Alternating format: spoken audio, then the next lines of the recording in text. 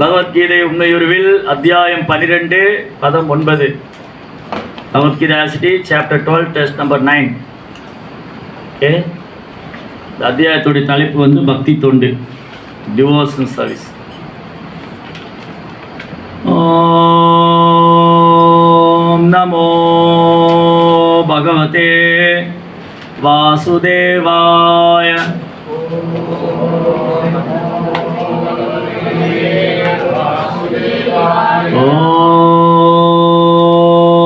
ஓம் நமோ பகவதே வாசுதேவாய.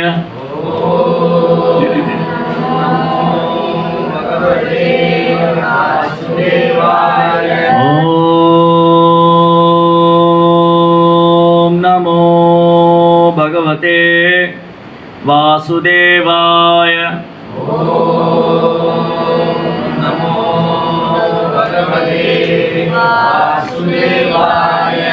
நாராயணம் நமஸ்கிருத்யம் நரம் சைவ நரோத்தமம் தேவீம் சரஸ்வதீம் வியாசம் ததோ ஜெயமுதிரயேத். நிஷ்டப்ராயேஷு பத்ரேஷு நித்யம் பாகவத சேவையா பகவதீருத்தம ஸ்லோகே பக்திர்பவதி நைஷ்டிகி. அதச்சித்தம் சமாதாதும் ந சக்னோஷி மயி ஸ்திரம் அப்யாச யோகேன ததோ மாம் இச்சாப்தும் தனஞ்சய. அதச்சித்தம் சமாதாதும் ந சக்னோஷி மயி ஸ்திரம் அப்யாச யோகேன ததோ மாமிச்சாப்தும் தனஞ்சய. அதச்சித்தம் சமாதாதும் ந சக்னோஷி மயி ஸ்திரம் அப்யாச யோகேன ததோ மாமிச்சாப்தும் தனஞ்சய. அதச்சித்தம் சமாதாதும் ந சக்னோஷி மயி ஸ்திரம் அப்யாச யோகேன ததோ மாமிச்சாப்தும் தனஞ்சய. ட்ரை பண்ணுங்க.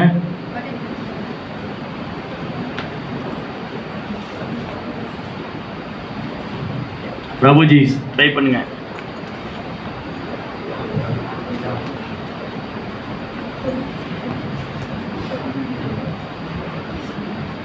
அதச்சித்தம் சமாதாதும் சக்னோஷி மயி ஸ்திரம் ந சக்னோஷி மயி ஸ்திரம் அப்யாச யோகேன ததோ மாமிச்சாப்தும் தனஞ்சய. மாமிச்சாப்தும் தனஞ்சய. மாதாஜி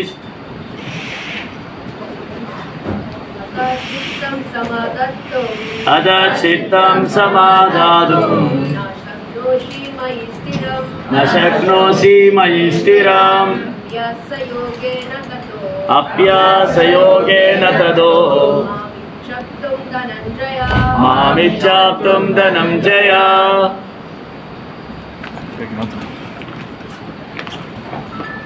மொழிபெயர்ப்பு மற்றும் பொருளுரை தெய்வத்திரு அபய சரணாரவிந்த பக்திவேதாந்த சுவாமி ஸ்ரீல பிரபுபாத். ஜெய் ஸ்ரீல பிரபுபாத் கி ஜெய்.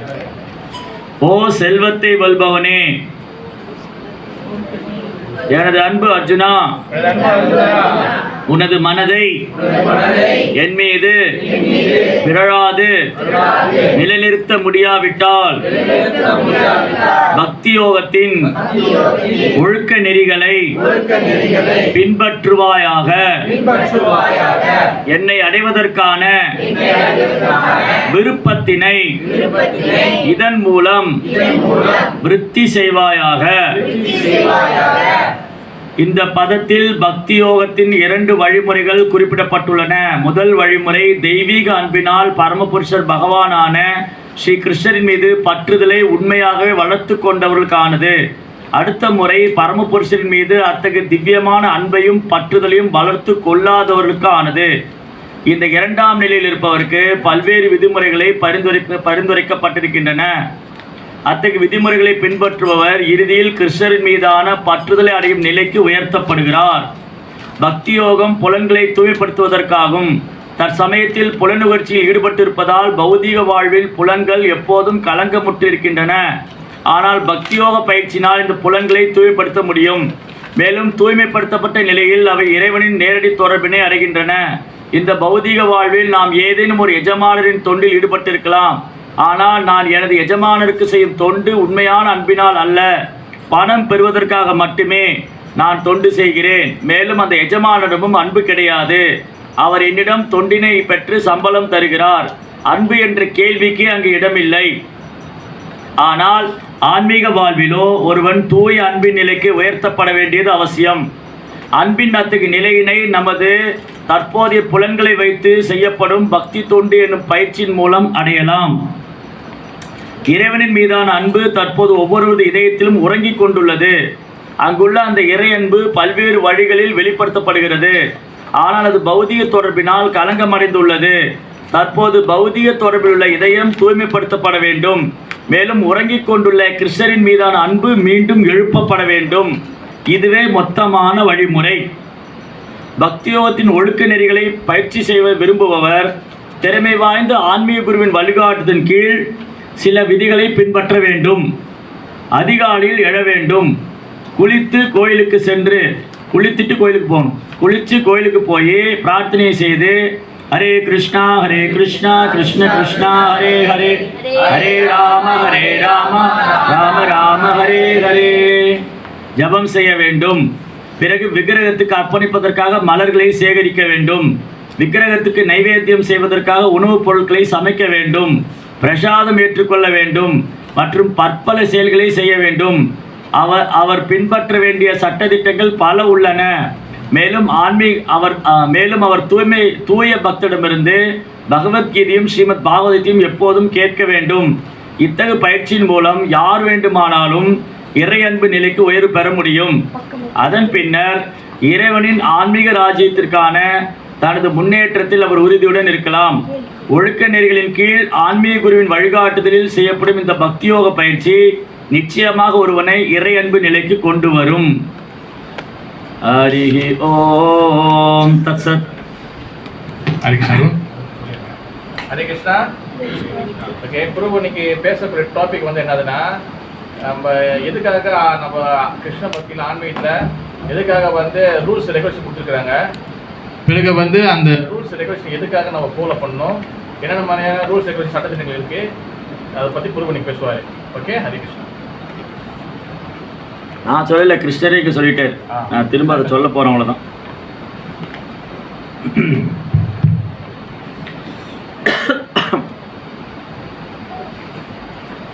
ஓம் அஜ்ஞானதிமிராந்தஸ்ய ஞானாஞ்சனசலாகயா சத்சுரோன்மிலிதம் யேன தஸ்மை ஸ்ரீ குருவே நமः.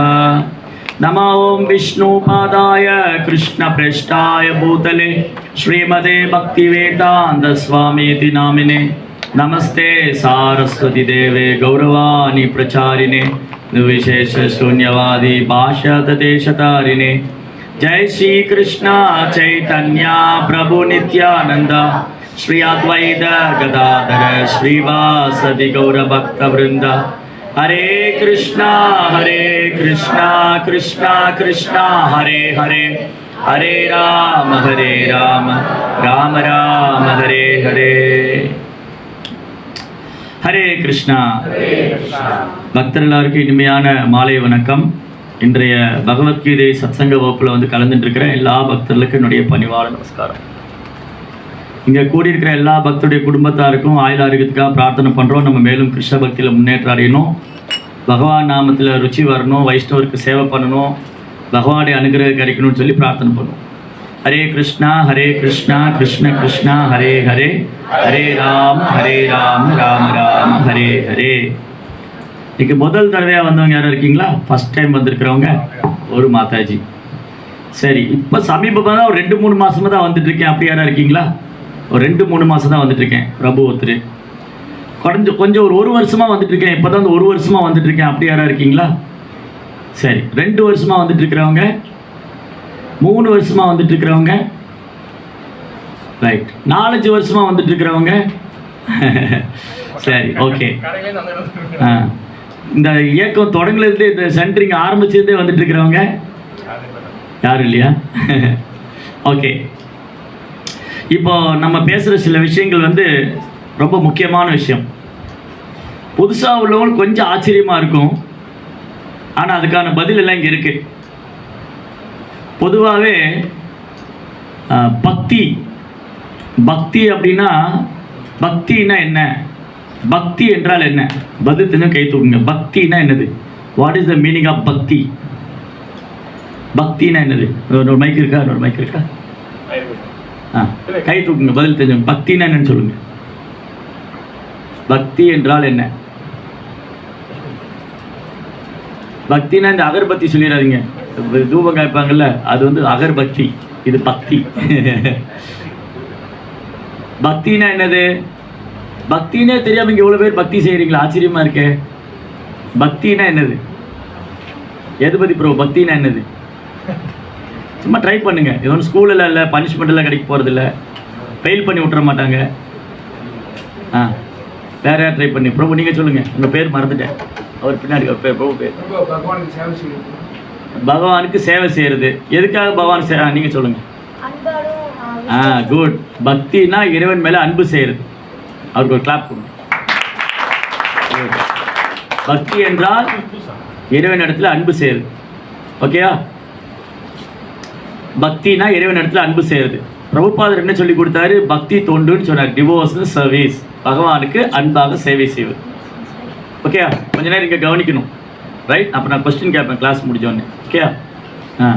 ஸோ பக்தினா இறைவன்ட்டு அன்பு செய்கிறது, பகவானுக்கு அன்பாக சேவை பண்ணுறது. பெரும்பாலும் மக்கள் பக்தினா என்ன நினச்சிட்டு இருக்காங்க? பொதுவாகவே மக்கள் மத்தியில் பக்தினா என்ன நினச்சிட்டு இருக்காங்க அப்படின்னா, ஏதோ கோயிலுக்கு போனோமா, சாமி கும்பிட்டோமா, சுண்டல் வாங்கி சாப்பிட்டோமா, சக்கரை பொங்கல் வாங்கி சாப்பிட்டோமா, இல்லை தயிர் சாதம் சாப்பிட்டோமா, இல்லை வெண்பொங்கல் சாப்பிட்டோமா, பிரார்த்தனை பண்ணோமா, வீட்டுக்கு திரும்ப வந்தோமா, இவ்வளோதான். பொதுவாக மக்களுக்கு பக்தினா கோயிலுக்கு. அப்போ எப்போ கோயிலுக்கு போகணும்? ஏதாவது ஃபங்க்ஷனுக்கு கோயிலுக்கு போகணும். ஏதாவது ஃபங்க்ஷன்னா, ஏதாவது பண்டிகைனா கோயிலுக்கு போகணும். பொதுவாகவே இன்றைக்கி மக்கள் என்ன நினச்சிட்டு இருக்காங்க?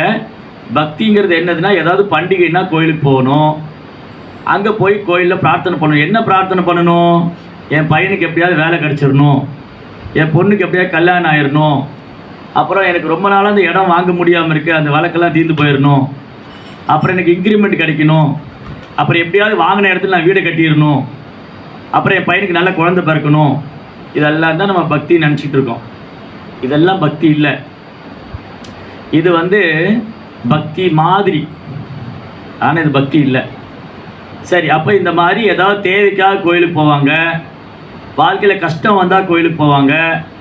அவங்கள கிருஷ்ணர் நல்லவங்கன்னு தான் சொல்கிறார், கெட்டவங்கன்னு சொல்லலை. பகவத்கீதையுடைய 7ஆம் அத்தியாயத்தில் 4 நல்லவங்களையும் 4 கெட்டவங்களையும் சொல்லியிருக்காங்க.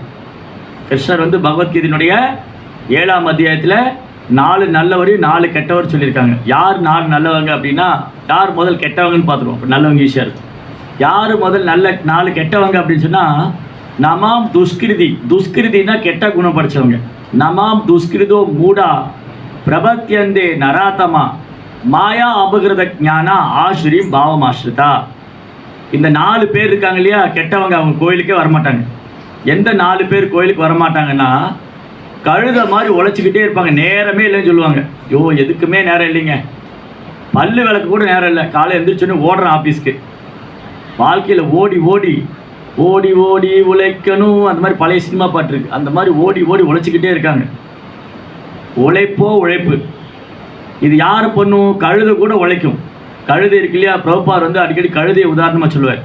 பாகவதத்தில் 4 மிருகங்கள் உதாரணமாக சொல்லியிருக்கு. ச பிர் பராக உஷ்டா. கழுதை, ஒட்டகம், பன்னி, நாய். இந்த 4 விலங்கு வந்து பாகவதத்தில் உதாரணம் சொல்லியிருக்கு. அப்போ யார் ஒருத்தர் எனக்கு கோயிலுக்கு வரவே நேரம் இல்லை, எனக்கு பிரார்த்தனை பண்ணவே நேரம் இல்லை அப்படின்னு சொல்கிறாங்களோ, அவங்க யார் கழுத மாதிரி உழைச்சிக்கிட்டு இருக்காங்களோ அவங்க தான் மூடர்கள், முட்டாள்கள். அப்போ உடனே கேள்வி கேட்கக்கூடாது, அப்போ வேலையை பார்க்கக்கூடாதா? உழைக்காமல் இருக்கணுமா? கிருஷ்ணர் வந்து உழைப்புக்கு எதிரி இல்லை. கிருஷ்ணர் வேலை செய்ய வேண்டாம்னு சொல்லலை, கழுத மாதிரி செய்யாதுன்னு சொல்கிறேன். கிருஷ்ணா வந்து வேலை செய்யாதுன்னு சொல்லலை, கழுத மாதிரி ஓடாதுன்னு சொல்கிறேன். கழுதை என்ன பண்ணும்? ப்ரோப்பா என்ன சொல்லுவார்னா, இந்த கழுதை வந்து என்ன பண்ணும், அதுக்கு தெரியாது புல் எல்லா பக்கம் இருக்குன்னு. இப்போ இந்த கழுதையை கழட்டி விட்டால் அங்கே கூட போய் புல் சாப்பிடும். அந்த கழுதை என்ன நினச்சிக்குமா, இந்த வெண்ணாங்கூட போனால் எனக்கு வந்து இந்த வாஷர்மேன் இருக்கார் இல்லையா, டோபி, அவர் கூட போனால் என்னை ஆற்றுக்கு கூட்டிகிட்டு போவார், அங்கே நிறைய புல் இருக்கும், நான் மேயலாம். இந்த டோப்பர் என்ன பண்ணுவான், அந்த வாஷர்மேன் டோபி என்ன பண்ணுவான்னா, கழுதைக்கு முன்னாடி ஒரு குச்சி கட்டி விட்டு அதில் கேரட்டை தொங்க விட்டுருவான். கழுதையோட முதுகு இருக்கு இல்லையா, அதில் துணியை வச்சு அந்த துணியை கட்டி துணி மூட்டையை முதல்ல மூட்டையாக லோடு வைப்பான். இந்த வெண்ணா என்ன பண்ணுவான், துணியை மூட்டையாக கழுதை மேலே வச்சு அதுக்கு மேலே ஒரு கம்பியை கட்டி ஒரு கம்பை கட்டி அதில் ஒரு கேரட்டை தொங்க விட்டுருவேன். இப்போ எப்படி ஆயிடுச்சுன்னா, இப்படி இந்த கழுதையோட இப்படி கேரட்டு முன்னாடி தொங்கிட்டு இருக்கும், இந்த கழுதை முன்னாடி போகும்போது கேரட்டு முன்னாடி போகும். ஏன்னா இப்போ என் கழுத்தில் மாட்டியிருக்குல்ல, இப்போ நான் முன்னாடி போனால் இந்த பையன் முன்னாடி போகும். இந்த கழுதை என்ன நினச்சிக்கோ, இன்னும் கொஞ்சம் தூரம் போனால் கேரட்டு கிடைக்கும், இன்னும் கொஞ்சம் தூரம் போனால் கேரட்டு கிடைக்கும். ஆனால் வாழ்க்கை பூரா அந்த கேரட்டை சாப்பிட முடியாது. அப்புறம் இந்த வெண்ணா என்ன பண்ணுவார், அங்கே போனதே கழுதை கழட்டி விட்டுருவார், அது அங்கே கொஞ்சம் புல் மேயும். அப்போ கழுதை என்ன நினச்சிக்குதான், ஓ இந்த வண்ணா கூட போனால் எனக்கு நிறைய புல் கிடைக்கும், அட புல் எல்லா பக்கம் இருக்குது, அதுக்கே அவர் கூட போகணும். அதுதான் கழுதை. அதுக்கப்புறம் ராத்திரி ஆனால் கழுதை என்ன பண்ணும், வீட்டுக்கு திரும்ப வரும். இந்த ஆண் கழுதை பகலில் பூரா மூட்டையை சுமந்து போயிட்டு ராத்திரி வீட்டுக்கு வந்தோடனே பெண் கழுதைகிட்ட போகும். இந்த பெண் கழுதை பண்ணணும், அப்படி மூஞ்சியாக உதைக்கும். அப்படி அதை உத வாங்கிட்டு திரும்பி போகுமா. இதுதான் கழுதையோட லைஃப். இதுதான் வந்து கழுதையோட வாழ்க்கை. பகலில் பூரா அங்கே உழைச்சிட்டு ராத்திரி ஆண் கழுதை பெண் கழுதிட்டு போக அதை மூஞ்சியாக உதைக்கும். அந்த உதையை வாங்கிட்டு அது பின்னாடி போகும். அப்போ இந்த மாதிரி உள்ளவங்களை தான் கிருஷ்ணர் என்ன சொல்கிறாரு, முட்டாள்னு சொல்கிறார். அவங்க சொல்லுவாங்க, எனக்கு கோயிலுக்கெல்லாம் வர நேரம் இல்லைங்க, நீங்கள்லாம் வேணால் போங்க, எங்களை தொந்தரவு பண்ணாதீங்க. அதில் அவங்க ஒரு தத்துவம் வேறு வச்சுருக்காங்க, செய்யும் தொழிலே தெய்வம். நீங்கள் ஏங்க கோயிலுக்கெல்லாம் போகணும், நீங்கள் உழைச்சி அப்படி செத்து போயிருங்க, உங்கள் வேலை தான் தெய்வம், அப்படியே செத்து போயிருங்க, உங்கள் வேலையை சரியாக பண்ணுங்கள், அதுதான் தெய்வம்.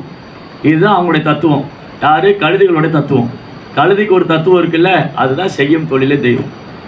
ஆனால் பகவான் என்ன சொல்கிறாரு, நீ கழுதை மாதிரி உழைக்க வேண்டாம்ப்பா, கொஞ்ச நேரம் வேலை பாரு, அப்புறம் கொஞ்சம் பக்தி பண்ணு. ஏன்னா நான் உனக்கு மனித பிரிவு கொடுத்தது கழுதை மாதிரி உழைக்கிறதுக்கு இல்லை, என்கிட்ட திரும்ப வர்றதுக்கு. அதனால் நீ வேலை செய்ய வேண்டாம்னு சொல்லலை. அர்ஜுனனை போய் யுத்தம் பண்ண வேண்டாம்னு சொன்னாரா கிருஷ்ணர்?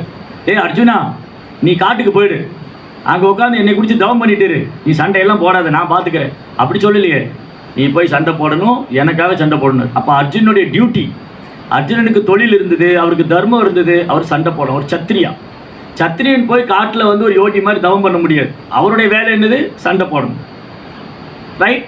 அப்போது ஃபஸ்ட்டு பர்சன் வந்து முட்டாள்கள், அவங்க கோயிலுக்கே வரமாட்டாங்க. நம்ம துஷ்கிருதோ மூடா உழைச்சிக்கிட்டே இருக்கிறவங்க.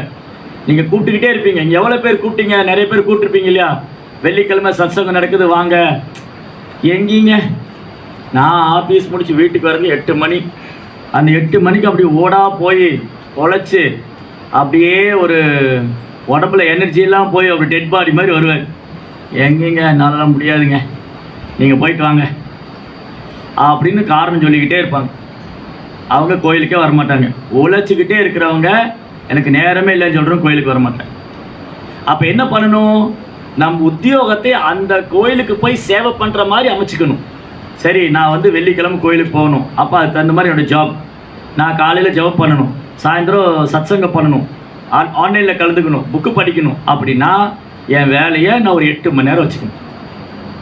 காலையில் ஒரு 10 மணிக்கு ஆஃபீஸ் போகிறோமா, 9 மணிக்கு போகிறோமா, 10, 11, 12, 1, 1 மணிக்கு லஞ்சு, திரும்ப 2, 3, 4, 5, அவ்வளோதான் 6 மணி. அளவுக்கு அதிகமாக உழைச்சாலும் பிரச்சனை, உழைக்கலைனாலும் பிரச்சனை. அளவுக்கு அதிகமாக சாப்பிட்டாலும் பிரச்சனை, சாப்பிடலைனாலும் பிரச்சனை. ஜெய் ஸ்ரீ கோபால் ஜி. அளவுக்கு அதிகமாக தூங்கினாலும் பிரச்சனை, தூங்கலைனாலும் பிரச்சனை. இதெல்லாம் கிருஷ்ணர் பகவத்கீதையில் சொல்லி கொடுத்துருக்காரு, எப்படி ஒரு பக்தர் இருக்கணும்னு சொல்லி கொடுத்துருக்காரு. சரி, இப்போ யார் வரமாட்டா கிருஷ்ணர்கிட்ட? கழுத மாதிரி உழைக்கிறவங்க வரவே மாட்டாங்க, என்ன சொன்னாலும் கேட்க மாட்டாங்க, அப்படியே வாழ்க்கை போயிடும். அதுவும் மூடா நர ஆத்தமா அப்படின்னு சொன்னால் மனுஷங்களே ரொம்ப மோசமானவங்க. நல்ல தண்ணி போடுறவங்க, சிகரெட் பிடிக்கிறவங்க, நல்ல கறி போய் நல்லா போட்டு அந்த கிரில் சிக்கன் போய் அந்த கிரில்லு சுற்றுற கிரில்ல வாங்கி அப்படி கடிச்சு இந்த மாதிரி உள்ளவங்களும் இங்கே வரமாட்டாங்க. என்னங்க அங்கே வந்தால் வெஜிடேரியனாக கொடுப்பீங்க, நான் அங்கே போனேன்னா எனக்கு சைனீஸ் ஃபுட்டெல்லாம் கிடைக்கும், அப்படியே ஃப்ரெஷ்ஷாக கிரில்லு கிச்சன் அந்த இதில் சிக்கன் வந்து கிரில்லில் சுற்றிட்டு இருக்கும், அப்படியே சுட சுட எடுத்து தருவான். இல்லை அதெல்லாம் அங்கே போனால் கிடைக்காது, அதெல்லாம் நான் அங்கெல்லாம் போக வேண்டாம் அப்படின்னு இந்த மனிதன்லேயே கீழ்நிலையாக வாழ்கிறவங்க, தகாத உறவு, பெண்களோடு தகாத உறவு பண்ணுறவங்க, ஆண்களோடு தகாத உறவு பண்ணுறவங்க, சூதாடுறவங்க, மதுபான கடைக்கு போகிறவங்க, நைட் கிளப்பில் போய் டான்ஸ் ஆடுறவங்க, அவங்களாம் இங்கே வரமாட்டாங்க. அவன் தான் நர ஆத்தமா. 2 பேர் இருக்காங்க, நர உத்தமா, நர ஆத்தமா. நர உத்தமானா அவங்க வந்து பகவானுக்கு சேவை பண்ணுவாங்க. கிருஷ்ணருடைய சங்கீதத்தில் இங்கேயும் வந்து டான்ஸ் ஆடலாம், இங்கேயும் பிரசாதம் சாப்பிட்லாம், டான்ஸ் ஆடலாம், ஆனால் கூப்பிட்டா வரமாட்டேன். அவன் நர ஆத்தமா. இங்கே வர்றவங்க நரோத்தமா. இப்போ நராத்தமா மாயா அபகிருத ஞானா, நிறைய படிச்சிருப்பாங்க, தீஸ் தட் தீஸ் புஸ்ன்னு பேசுவாங்க. I know this, I know that, I know எவ்ரிவெல், yeah I know this, I am a software engineer, I am working that solution that logistic company. அவன் வரமாட்டான், ஏன்னா அவன் அறிவு அறியாமல் தூக்கின்னு போயிடுச்சு. அவன் அறிவு என்ன போச்சு? அறியாமல் தூக்கி. மாயா அபகிருத ஞானா, நிறைய படித்தவங்களும் வரமாட்டாங்க, என்ன ரொம்ப படித்து பைத்தியம் ஆயிட்டாங்க. அதனால நம்ம படித்த கல்வி வந்து எதுக்காக இருக்கணும்? கடவுளுக்கு எப்படி சேவை பண்ணணும், என்னுடைய நாலேஜ், என் நாலேஜை வச்சு எப்படி இறைவனை உணர்றது, என்னுடைய அறிவை வச்சு கடவுளை எப்படி உணர்றதுன்னு இருக்குமே தவிர அந்த அறிவை துஷ்பிரயோகம் பண்ணால் அவன் அறிவை மாயை தூக்கின்னு படிச்சுன்னு. ஆசிரியம் பாவம் ஆஸ்ரிதா, ஆசிரியம் பாவம் ஆஸ்ரிதான்னு அசுர குணம் படித்தவங்க, கடவுள் கிடையாது, நான் ஏன் கோயிலுக்கு போகணும், சாமி எனக்கு என்ன பண்ணிச்சு, இந்த மாதிரி உள்ளவங்களும் வரமாட்டாங்க. இந்த 4 பேர் கிருஷ்ணர் என்ன சொல்கிறாரு? இந்த 4 பேர் கிருஷ்ணர் என்ன சொல்கிறாரு? கெட்டவங்க, துஷ்கிருதி. 4 நல்லவங்க இருக்காங்க, அவங்க கிருஷ்ணர் நல்லவன் சொல்கிறார் 4 பேரை. சதுர்விதா பஜதேமா ஜனா சுகிருதினோ அர்ஜுனா ஆர்த்தோ ஜிக்ஞாசு அர்த்தார்த்தி ஞானேச்ச பரதர்ஷபா. 4 விதமாக நல்லவங்க கிருஷ்ணர்கிட்ட வருவாங்க, அவங்க நல்லவங்க தான், ஆனால் அவங்க நம்மள மாதிரி. இப்போ இங்கெல்லாம் வந்திருக்கோம் இல்லையா, நம்ம எல்லாம் நல்லவங்க. எதுக்காக வந்திருப்போம்? வாழ்க்கையில் ரொம்ப கஷ்டங்க, அங்கே கோயிலில் போய் கொஞ்ச நேரம் உட்காந்து நிம்மதியாக இருந்தது. அப்போ வாழ்க்கையில் கஷ்டப்படுறவங்க கிருஷ்ணாட்ட வந்துடுவாங்க, ஐயோ கிருஷ்ணா போதும் என்னை எப்படியாவது காப்பாற்றிடு. அப்போ வாழ்க்கையில் கஷ்டப்படுறவங்க, வறுமையில் இருக்கிறவங்க, கஷ்டப்படுறவங்க, ஆர்த்தோ ஜிக்ஞாசு கேள்வி கேட்குறவங்க, எனக்கே கஷ்டம் வருது, எனக்கே நோய் வருது, எனக்கே மரணம் வருது, நான் இறந்ததுக்கப்புறம் என்ன ஆவேன், எனக்கு மறுபிறவி இருக்கா, இந்த மாதிரி கேள்வி கேட்குறவங்க ஆர்த்தோ ஜிக்ஞாசு. அர்த்தார்த்தி, அர்த்தார்த்தின்னு என்னது? காசு வேணும், பணம் வேணும், money money money money is better than honey. காசு, பணம், துட்டு, மணி இல்லையா, இதெல்லாம் விரும்புகிறவங்களும் கிருஷ்ணாட்ட வருவாங்க. கிருஷ்ணா நீங்கள் லட்சுமியோடைய கணவராச்சே, கொஞ்சம் லட்சுமி என் மேலே கருணை காண்பி சொல்லுங்கள் இல்லையா. அப்போது வாழ்க்கையில் ரொம்ப கஷ்டப்படுறவங்க, அப்புறம் கேள்வி அறிவு உள்ளவங்க, அப்புறம் பொருளாதாரம் விரும்புகிறவங்க, அப்புறம் ஞானம் முக்தி அடையணும்னு விரும்புகிறவங்க. எனக்கு இனி பிறப்பே வேண்டாங்க, இந்த உலகத்தில் பிறந்து ரொம்ப கஷ்டப்பட்டேன், நான் யார் மேலே நம்பிக்கை வச்சுனா இல்லை ஏமாற்றிட்டாங்க, சொந்தக்காரங்க ஏமாத்துறாங்க, நண்பர்கள் ஏமாத்துறாங்க, ஆஃபீஸுக்கு போனால் அங்கே ஏமாத்துறாங்க, இந்த ஏமாத்துகிற உலகமே எனக்கு வேண்டாம், நான் பேசாமல் கடவுள்கிட்ட போயிடுறேன் அப்படின்னு முக்தியை விரும்புகிறவங்க. இவங்க 4 பேர் நல்லவங்க, ஏன்னா கிருஷ்ணாட்ட வராங்க, ஆனால் இவங்ககிட்ட உண்மையான பக்தி இல்லை. உண்மையான பக்தி என்னதுன்னா, அன்றைக்கி பேசணும் இல்லையா, பிரகலாதர் செஞ்ச பக்தி உண்மையான பக்தி, ஹனுமான் செஞ்ச பக்தி உண்மையான பக்தி. அந்த பக்தியில் எந்த ஒரு எதிர்பார்ப்பும் கிடையாது, எந்த ஒரு உள்நோக்கும் கிடையாது. அப்போது பெரும்பாலும் மக்கள் என்ன நினச்சிக்கிறாங்க, பக்தின்னு சொன்னால் ஏதாவது தேவைக்காக கோயிலுக்கு போகணும் அப்படின்னு நினச்சிட்டு இருக்காங்க. இன்னும் சிலர் என்ன பண்ணுவாங்க, இங்கே அப்படி கிடையாது, இந்தியாவில் பார்க்கலாம், ரோட்டில் போயிட்டே இருப்பான், வண்டி நிறுத்தி இப்படி அவன் உள்ளே போய் சாமி கொடுக்க நேரம் இல்லை, குட்டி கண்ணை அடிப்பான், தோப்பு கண்ணை போடுவான், கண்ணத்தில் அடிச்சுக்குவான், தலையில் அடிச்சுக்குவான். அதுதான் பக்தின்னு நினச்சிட்டு இருக்காங்க இல்லையா. நீங்களே உங்களை அரைச்சிட்டீங்களே, வலிக்கலையான்னு கேட்குறீங்களா? அதெல்லாம் சில உற்சாகத்தில் வரும், கண்டுக்கூடாது சரியா. அப்போ என்ன ஆச்சு, அதெல்லாம் பக்தி இல்லை. அப்புறம் ஜனங்களுக்கு பக்தி பண்ணுறதுக்கு ஆர்வம் இருக்குது, ஜனங்களுக்கு பக்தி பண்ணுறதுக்கு ஆர்வம் இருக்குது, ஆனால் கட்டுப்பாடு இல்லாமல் பக்தி செய்யணும். நீங்கள் இது பண்ணக்கூடாது, நீங்கள் அது பண்ணக்கூடாது, நீங்கள் இது சாப்பிடக்கூடாது, நீங்கள் அதை சாப்பிடக்கூடாதுன்னா பக்தி இது எனக்கு சரி வர. அப்போ ஜனங்க என்ன பண்ணுறாங்க, கோயிலுக்கு வர தயாராக இருக்காங்க, ஆனால் ரூல்ஸ் அண்ட் ரெகுலேஷன் ஃபாலோ பண்ண தயாராக. இப்போது நீங்கள் நல்லா வாட்ச் பண்ணிங்கன்னா, நீங்கள் ஒரு சர்வே எடுத்து பாருங்கள், இஸ்கான் கோயிலுக்கு பக்கத்தில் இருக்கிறவங்க யாரும் இஸ்கான் கோயிலுக்கு வரமாட்டாங்க. எங்கெல்லாம் இஸ்கான் டெம்பிள் இருக்கோ அந்த டெம்பிளுக்கு பக்கத்தில் இருக்கிறவங்க கோயிலுக்கு வரமாட்டாங்க. ஏன்? தாராளமாக வரலாமே, எங்கிருந்தோலாம் வர்றாங்க. 100 என்ன கிட்டத்தட்ட 1 மணி நேரம் ட்ராவல் பண்ணி வர்றவங்க இருக்காங்க, 1.5 மணி நேரம் ட்ராவல் பண்ணி வர்றவங்க இருக்காங்க, ரொம்ப கஷ்டப்பட்டு பப்ளிக் டிரான்ஸ்போர்ட்டேஷன் எடுத்து வர்றவங்க இருக்காங்க. ஆனால் பக்கத்தில் இருக்கிற ஏன் வர மாட்டாங்க? ஏன்னா அவங்க தெரிஞ்சு போயிடும் இஸ்கான் இதெல்லாம் ஃபாலோ பண்ணணும். அவங்க காலையிலே எழுந்திரிச்சு சங்கு ஊதிடுவாங்க 4:30 மணிக்கு. 4:30 மணிக்கு ஊதிடுவாங்க 4:30 மணிக்கு. சம்சாரதாவா நலலிடலோகா பிராணாய காருண்ய கனகன. என்ன உங்கள் பையன் நடுராத்திரியில் பூஜை பண்ணிட்டு இருக்காருங்க. எங்கள் வீட்டில் நான் இஸ்கான் போனப்போ, இஸ்கானில் போனோன்னே எனக்கு மங்களாரத்தியில் பிடிச்சிது. ஒரு நாள் வீட்டில் வந்து நான் மங்களாரத்தி பண்ணிட்டு இருந்தேன். எத்தனை காலை 4:30 மணிக்கு. பக்கத்து வீட்டுக்காரங்க எங்கள் அம்மாட்ட கேட்டிருக்காங்க, உங்கள் பையன் நடுராத்திரியில் எழுந்திரிச்சு பூஜை பண்ணுறாருன்னு. அது நடுராத்திரி இல்லைம்மா, 4:30 மணி தான் விடிஞ்சிருச்சுன்னு அர்த்தம். மக்களுக்கு எப்போ நடுராத்திரின்னா இந்த 4:30 மணி. எப்போ விடிஞ்சுது? 7 மணிக்கு தான் அவங்களுக்கு விடியும். பொதுமக்களுக்கு எப்போ விடியும்? 7 மணிக்கு தான். நமக்கெல்லாம் எத்தனை மணிக்கு? 4:30 மணிக்கு எந்திரிச்சியா நீ? சும்மா சொல்லக்கூடாது. 5:30 மணி 6 மணிக்கு எந்திரிப்பியா? சூரியன் உதிக்கிறதுக்கு முன்னாடி எந்திரிச்சிடணும். ரைட்டா? 12 மணியா? கும்பகாரன் தான் அப்படி தூங்குவான். கும்பகாரனா இருக்கான் இல்லையா, அவன் தான் தூங்கிக்கிட்டே இருப்பான். ஓகேவா? அப்போது பொதுமக்களுக்கு என்னென்னா, அவங்களுக்கு பக்தி பண்ணுறோங்க, கோயிலுக்கு வரங்க, அதில் பாருங்கள் அங்கே போனால் இதெல்லாம் சொல்கிறாங்க. அதனால தான் புதுசாக வரவங்ககிட்ட நம்ம சட்டத்திட்டமே சொல்கிறது இல்லை. புதுசாக ஆரம்பத்தில் வரவங்களுக்கு இப்போ பிரபுபாதர் இருந்தார் இல்லையா? பிரபுபாதர் யார்? நம்ம இயக்கத்தோடைய ஸ்தாபக ஆச்சாரியர். பிரபுபாதர் வந்து இந்த இயக்கத்தை எங்கே முதல்ல தொடங்கினார்? அமெரிக்காவில். அமெரிக்காவில் தொடங்கினப்போ ஃபஸ்ட்டு பிரபுபா முதல்ல என்ன பண்ணார்? அமெரிக்காவில் இந்த இயக்கத்தை பிரபுபா எப்படி தொடங்கினார்? அங்கே பார்க்கில் உட்காந்து கீர்த்தன் பாடினார் இல்லையா? அமெரிக்காவில் பிரபுபாதர் போனப்போ அங்கே பிரபுபாதர் கோயில் கிடையாது. அமெரிக்காவில் பிரபுபாதர் போயிருந்தப்போ அவர் கோயில் கிடையாது, விக்கிரகங்கள் கிடையாது, சீடர்கள் கிடையாது, கையில் பணம் கிடையாது, பாகவதம் செட்டு மட்டும்தான் இருந்தது, கர்த்தால் மிருதம் இருந்தது, அவ்வளோதான். கர்த்தால் இருந்தது.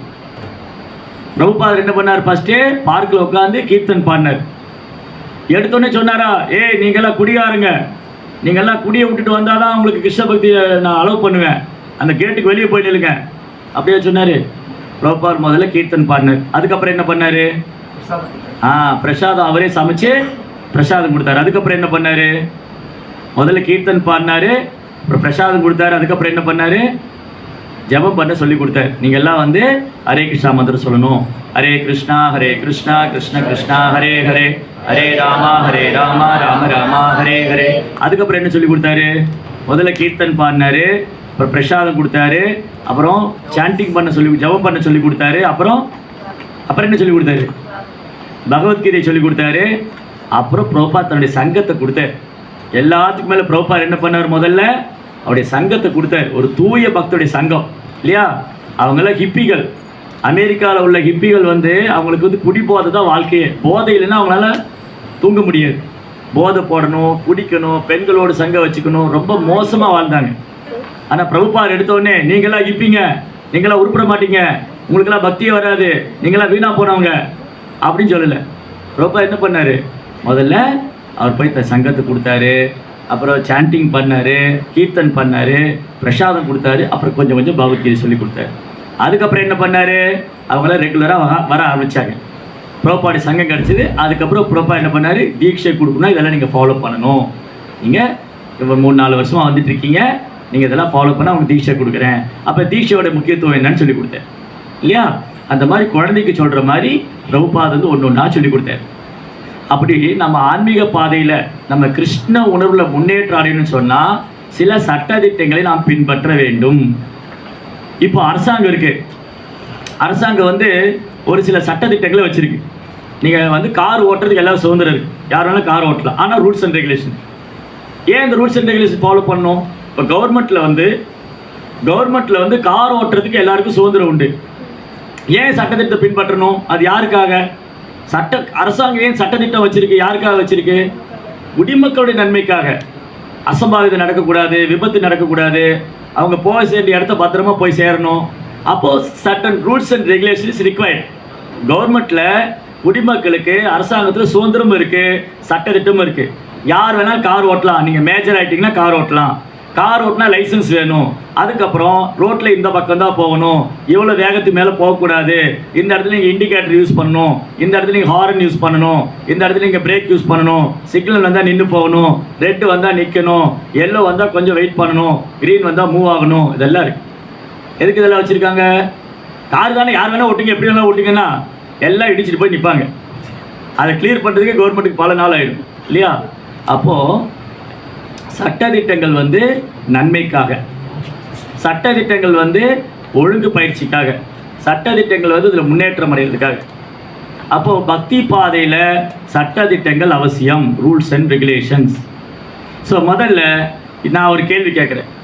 நீங்கள் எல்லாருமே பிறவியிலிருந்தே நான் கிருஷ்ண பக்தர்னு சொன்னால் கை தூக்குங்க. நான் குழந்தையிலேருந்து நான் கிருஷ்ண பக்தருங்க, அப்படியே எனக்கு நாம சொல்லும்போது கண்ணில் கண்ணீர் வரும், அப்படியே உடம்பெல்லாம் நடுங்கும், அப்படியே மயிரெல்லாம் குத்திட்டு நிற்கும், கிருஷ்ணா அப்படின்னு சொன்னால் நான் மயங்கி விழுந்துருவேன். அப்படி யாரா இருக்கீங்களா இங்கே? அந்த மாதிரி யாரா பக்தர் இருக்குமா இங்கே? பிறப்பு இயல்பாகவே நான் பக்தனுங்க. இந்தியாவில் வந்து சொல்லுவாங்க, நீங்கள் ஹரே கிருஷ்ணா மந்திரம் ஜெபம் பண்ணுன்னா அது நான் ஜெபம் சொல்லிக்கிட்டே தான் இருக்கேன்பாங்க, ஆனால் சொல்ல மாட்டேன். ஆனால் சும்மா சொல்கிறது தான். நம்ம வந்து சொல்லுவோம், இந்த மாதிரி ஹரே கிருஷ்ணா மந்திரம் தினமும் ஜெபம் பண்ணுங்க, இந்த மாதிரி ஜெபமாலை வச்சு ஜெபம் பண்ணுங்கன்னா, இது ஜெபமாலையில் இருக்குங்க, நாங்கள் சொல்லிகிட்டே தாங்க இருக்குங்க, ஆனால் சொல்ல முடியாது. நீங்கள் நல்லா யோசிச்சு பாருங்கள், ஜெபமாலை வச்சு சொல்லிகிட்டு இருக்கும்போதே மனசை கட்டுப்படுத்த முடியல, அது எப்படியா ஜெபமாலை இல்லாமல் சொல்லிக்கிட்டே இருப்பாங்களாம், அது எப்படி சாத்தியமாகும்? சாத்தியமே ஆக இல்லையா? சரி, இப்போது விஷயம் என்னென்னா, இந்த சட்டத்திட்டங்கள் எதுக்குன்னா, இப்போ நம்ம யாருமே இயல்பான பக்தர்கள் கிடையாது. நம்ம வந்து பக்தியில் உன்னதமான நிலையிலும் கிடையாது. நம்ம எல்லாருமே வந்து பிரபுபாத இயக்கத்தில் மாணவர்கள். we are all practicing devotee. நம்ம பக்தர் ஆகிறதுக்காக பயிற்சி பண்ணிகிட்டு இருக்கோம். நம்ம எல்லாம் என்ன பண்ணுறோம்? பக்தர் ஆகிறதுக்காக பயிற்சி பண்ணிகிட்டு இருக்கோம். சரி, ஒரு பக்தன் அல்லது யோகி அவருடைய முதல் வேலை என்னது? ஒரு யோகி, ஒரு யோகா ப்ராக்டிஸ் பண்ணுற ஒரு யோகி ஆகட்டும், ஒரு பக்தன் ஆகட்டும், முதல்ல என்ன பண்ணணும்? ஃபஸ்ட்டு என்ன பண்ணணும்? நம்ம பக்தி பண்ணுறதோட முக்கியமான நோக்கம் என்ன? எதுக்காக பக்தி பண்ணுறோம்? எதுக்காக ஒருத்தர் யோகா பண்ணுறாரு? எதுக்கு? எதுக்காக நீங்கள் பக்தி பண்ணுறீங்க? ஏன் நம்ம ஜெபம் பண்ணணும்? எதுக்காக ஹரே கிருஷ்ணா மந்திரம் ஜெபம் பண்ணுறதோட முக்கியமான முதல் வேலை என்னது? சத்தமாக சொல்லுங்க. மனதை ஒருநிலைப்படுத்த வேண்டும், மனதை கட்டுப்படுத்த வேண்டும், மனதை ஒருநிலைப்படுத்த வேண்டும். அப்படின்னா இந்த மனசை கட்டுப்படுத்தணும்னு சொன்னால் அது வந்து ஏனோதானோன்னு பக்தி பண்ணால் கட்டுப்படாது. அதுக்கு சில ரூல்ஸ் அண்ட் ரெகுலேஷன் இருக்குது. இப்போ என்ன இந்த ஸ்லோகம் படிச்சீங்க இல்லையா? இது 9வது ஸ்லோகம். இதுக்கு முன்னாடி ஸ்லோகத்தில் கிருஷ்ணர் சொல்கிறார். இதுக்கு முன்னாடி ஸ்லோகம் 8வது ஸ்லோகம். அதில் கிருஷ்ணர் என்ன சொல்கிறாரு? மையேவ மன ஆதஸ்வா மயம் புத்திம் நிவேசிய நிர்விசசி மையேவ அத ஊர்த்வ நசம்சய. அப்படின்னா கிருஷ்ணர் என்ன சொல்கிறாரு? மையேவ மன ஆதஸ்வா, அர்ஜுனா உன் மனதில் எப்பவுமே என்னையே நினச்சிக்கிட்டு. என்ன சொல்கிறாரு? அர்ஜுனா உன் மனதில் எப்போ என்னையே நினச்சிட்டு, சினிமா நடிகரோ விளையாட்டு வீரரோ நினைக்கக்கூடாது. ஆண்களாக இருந்தால் சினிமா நடிகை நினைக்கக்கூடாது, பெண்களாக இருந்தால் சினிமா நடிகரை நினைக்கக்கூடாது, அப்புறம் விளையாட்டு வீரர் நினைக்கக்கூடாது, தோனி அது மாதிரி எல்லாம் நினைக்கக்கூடாது. அப்போ யார் நினைக்கணும்? கிருஷ்ணரை நினைக்கணும். மையேவ மன ஆதர்ஷம், உன் மனதில் எப்போதும் என்னையே நினைத்து கொண்டிரு. மையேவ மன ஆதர்ஷ்வா மையம் புத்திம் நிவேஷம், உன்னுடைய புத்தி, உன்னுடைய இன்டெலிஜென்ஸ் வந்து எனக்காக யூஸ் பண்ணு. என்ன உன் புத்தியில் என்ன நினச்சிட்டு அப்படி பண்ணுனா மையேவ மன ஆதர்ஷ்வா மயம் புத்திம் நிவேஷக நிவிசேஷி மையேவ அத ஊர்த்வம் நசம்சய. சந்தேகமே வேண்டாம். என்ன சந்தேகம் வேண்டாம்? யார் ஒருத்தர் கிருஷ்ணரையே நினச்சிக்கிட்டு இருக்கிறாரோ, யார் ஒருத்தர் புத்தி கிருஷ்ணனுக்காகவே செயல்படுதோ, அவர் இந்த உடலை விட்டால் சத்தியமாக கிருஷ்ணாட்ட போயிடுவார். டேப் பண்ணிட்டேன். ஆனால் இது இங்கே எவ்வளோ பேர்னால பண்ண முடியும்? பிரபு, நான் காலையில் எந்திரிச்சதுலேருந்து தூங்க போகிற வரை கிருஷ்ணரையே நினச்சிட்டு இருக்கேன், என்னால் கிருஷ்ணரை மறக்க முடியல, என்னால் கிருஷ்ணரை மறக்காமல் இருக்க முடியல. அப்படி எவ்வளோ பேர் இருக்கீங்க? 24 hours கிருஷ்ணரையே நினச்சிட்டு இருக்கிறோம். கை தூக்குங்க. பார்த்தீங்களா? சரி, நம்ம எப்பவுமே கிருஷ்ணனுக்காக நான் வேலை செய்யறேன்னு எப்போ நினச்சிட்டு இருக்கோம்.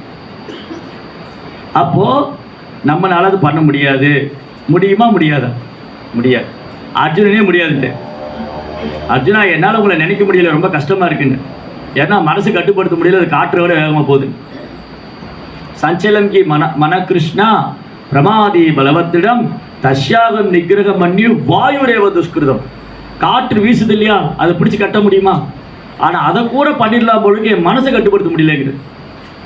மனசு வந்து குளிம் கைட்டேக்கில் உட்காந்துருப்போம். நம்ம மனசு இங்கே கோலாலம்பூர் போயிடும்.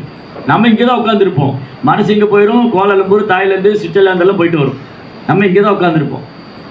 அப்போ காற்றை விட மனசு வேகமாக போகும். நம்ம எங்கே உட்காந்துருக்கோம்? கிளாஸில் உட்காந்துருப்போம். மனசு எங்கே இருக்கும்? எத்தனை மணிக்கு முடியும், இன்றைக்கி என்ன பிரசாதம் இருக்கும், யார் எனக்கு ஃபோன் பண்ணியிருப்பா, இந்த ஃபோன் இடையில அடித்தா வேறு டிஸ்டர்பன்ஸாக இருக்கும், சைலண்ட்டில் வேறு போட்டேனே, என்ன ஃபோன் கால் வந்து என்ன அப்படியே மைண்டு போயிட்டே இருக்கு. என்ன வாட்ஸ்அப் மெசேஜ் வந்தது, என் வீட்டுக்காரம்மா என்ன சொல்லுவா, என் வீட்டுக்காரியா என்ன சொல்லுவா, என் குழந்தை சாப்பிட்டானா சாப்பிட்லையா, இந்த சாமி எப்போ கிளாஸை முடிப்பார், இந்த மாதிரி மைண்டு வந்து போயிட்டு. அதனால் மனதை கட்டுப்படுத்துவது எளிதல்ல. அர்ஜுனன் முடியாதுன்னாரு, கிருஷ்ணர் முடியுங்கிறார். எப்படி முடியும்? இங்கே சொன்னார் கிருஷ்ணர் வந்து இது அங்கேயும் சொல்கிறார், 6ஆம் அத்தியாயத்தையும் சொல்கிறார், இங்கேயும் சொல்கிறார். 6ஆம் அத்தியாயத்தில் என்ன சொன்னார்? அசம்சயம் மகாபாகோ, சந்தேகமில்லை அர்ஜுனா, மனோ துர்நிக்கிரகம் சலம். மனதை கட்டுப்படுத்துறது கஷ்டம்தான், நான் ஒத்துக்கிறேன், கஷ்டம்தான். ஆனால் முடியும். எப்படி? அப்பியாச யோகேன ததோ வைராக்கியன சிகிரிக்கியது. இங்கே வந்து சொல்கிறாரு அப்பியாச யோகேன ததோ, அங்கேயும் சொல்கிற அப்பியாசா. அப்பியாசங்கிற வார்த்தையோடைய தமிழாக்கம் வந்து தொடர்ந்த பயிற்சியினால, பக்தியோக நெறிமுறைகளை கடைபிடிப்பதால் நம்ம என்ன கட்டுப்படுத்தலாம். ஸோ அதனால தான் ஆச்சாரியர்கள் என்ன பண்ணியிருக்காங்கன்னா, நம்ம நன்மைக்காக சில சட்டத்திட்டங்களை வகுத்திருக்காங்க. இப்போ வந்து உங்கள் பேர் என்ன? உங்கள் பேர் என்ன? கேது கிருஷ்ணா. கேது கிருஷ்ணாவுக்கு வந்து உடம்பு சரியில்லைன்னு டாக்டர்கிட்ட போனார். சரி வேண்டாம், அவர் வேண்டாம், நல்லா இருக்காரு, நல்லா இருக்கு, நான் என்ன எடுத்துக்குவோம். எனக்கு உடம்பு சரியில்லை, நான் டாக்டர்கிட்ட போனேன். எனக்கு ஒரு வியாதி வந்துருச்சு, நான் டாக்டர்கிட்ட போனேன். வியாதி வந்தால் எங்கே போகணும்? டாக்டர்கிட்ட போகணும். சினிமாக்கெல்லாம் போகக்கூடாது. வியாதி வந்தால் டாக்டர்கிட்ட போகணும். சரி, டாக்டர்கிட்ட போனேன். டாக்டர் என்ன சொன்னார்? உங்களுக்கு இந்த வியாதி வந்திருக்குங்க, நீங்கள் வந்து என்ன பண்ணணும்னா இந்த உணவுகளை சாப்பிடக்கூடாது, இந்த உணவை தான் சாப்பிடணும், அப்புறம் இந்த மருந்து நீங்கள் சாப்பிடணும், மருந்து கசக்கதான் இதையும் சாப்பிடணும்.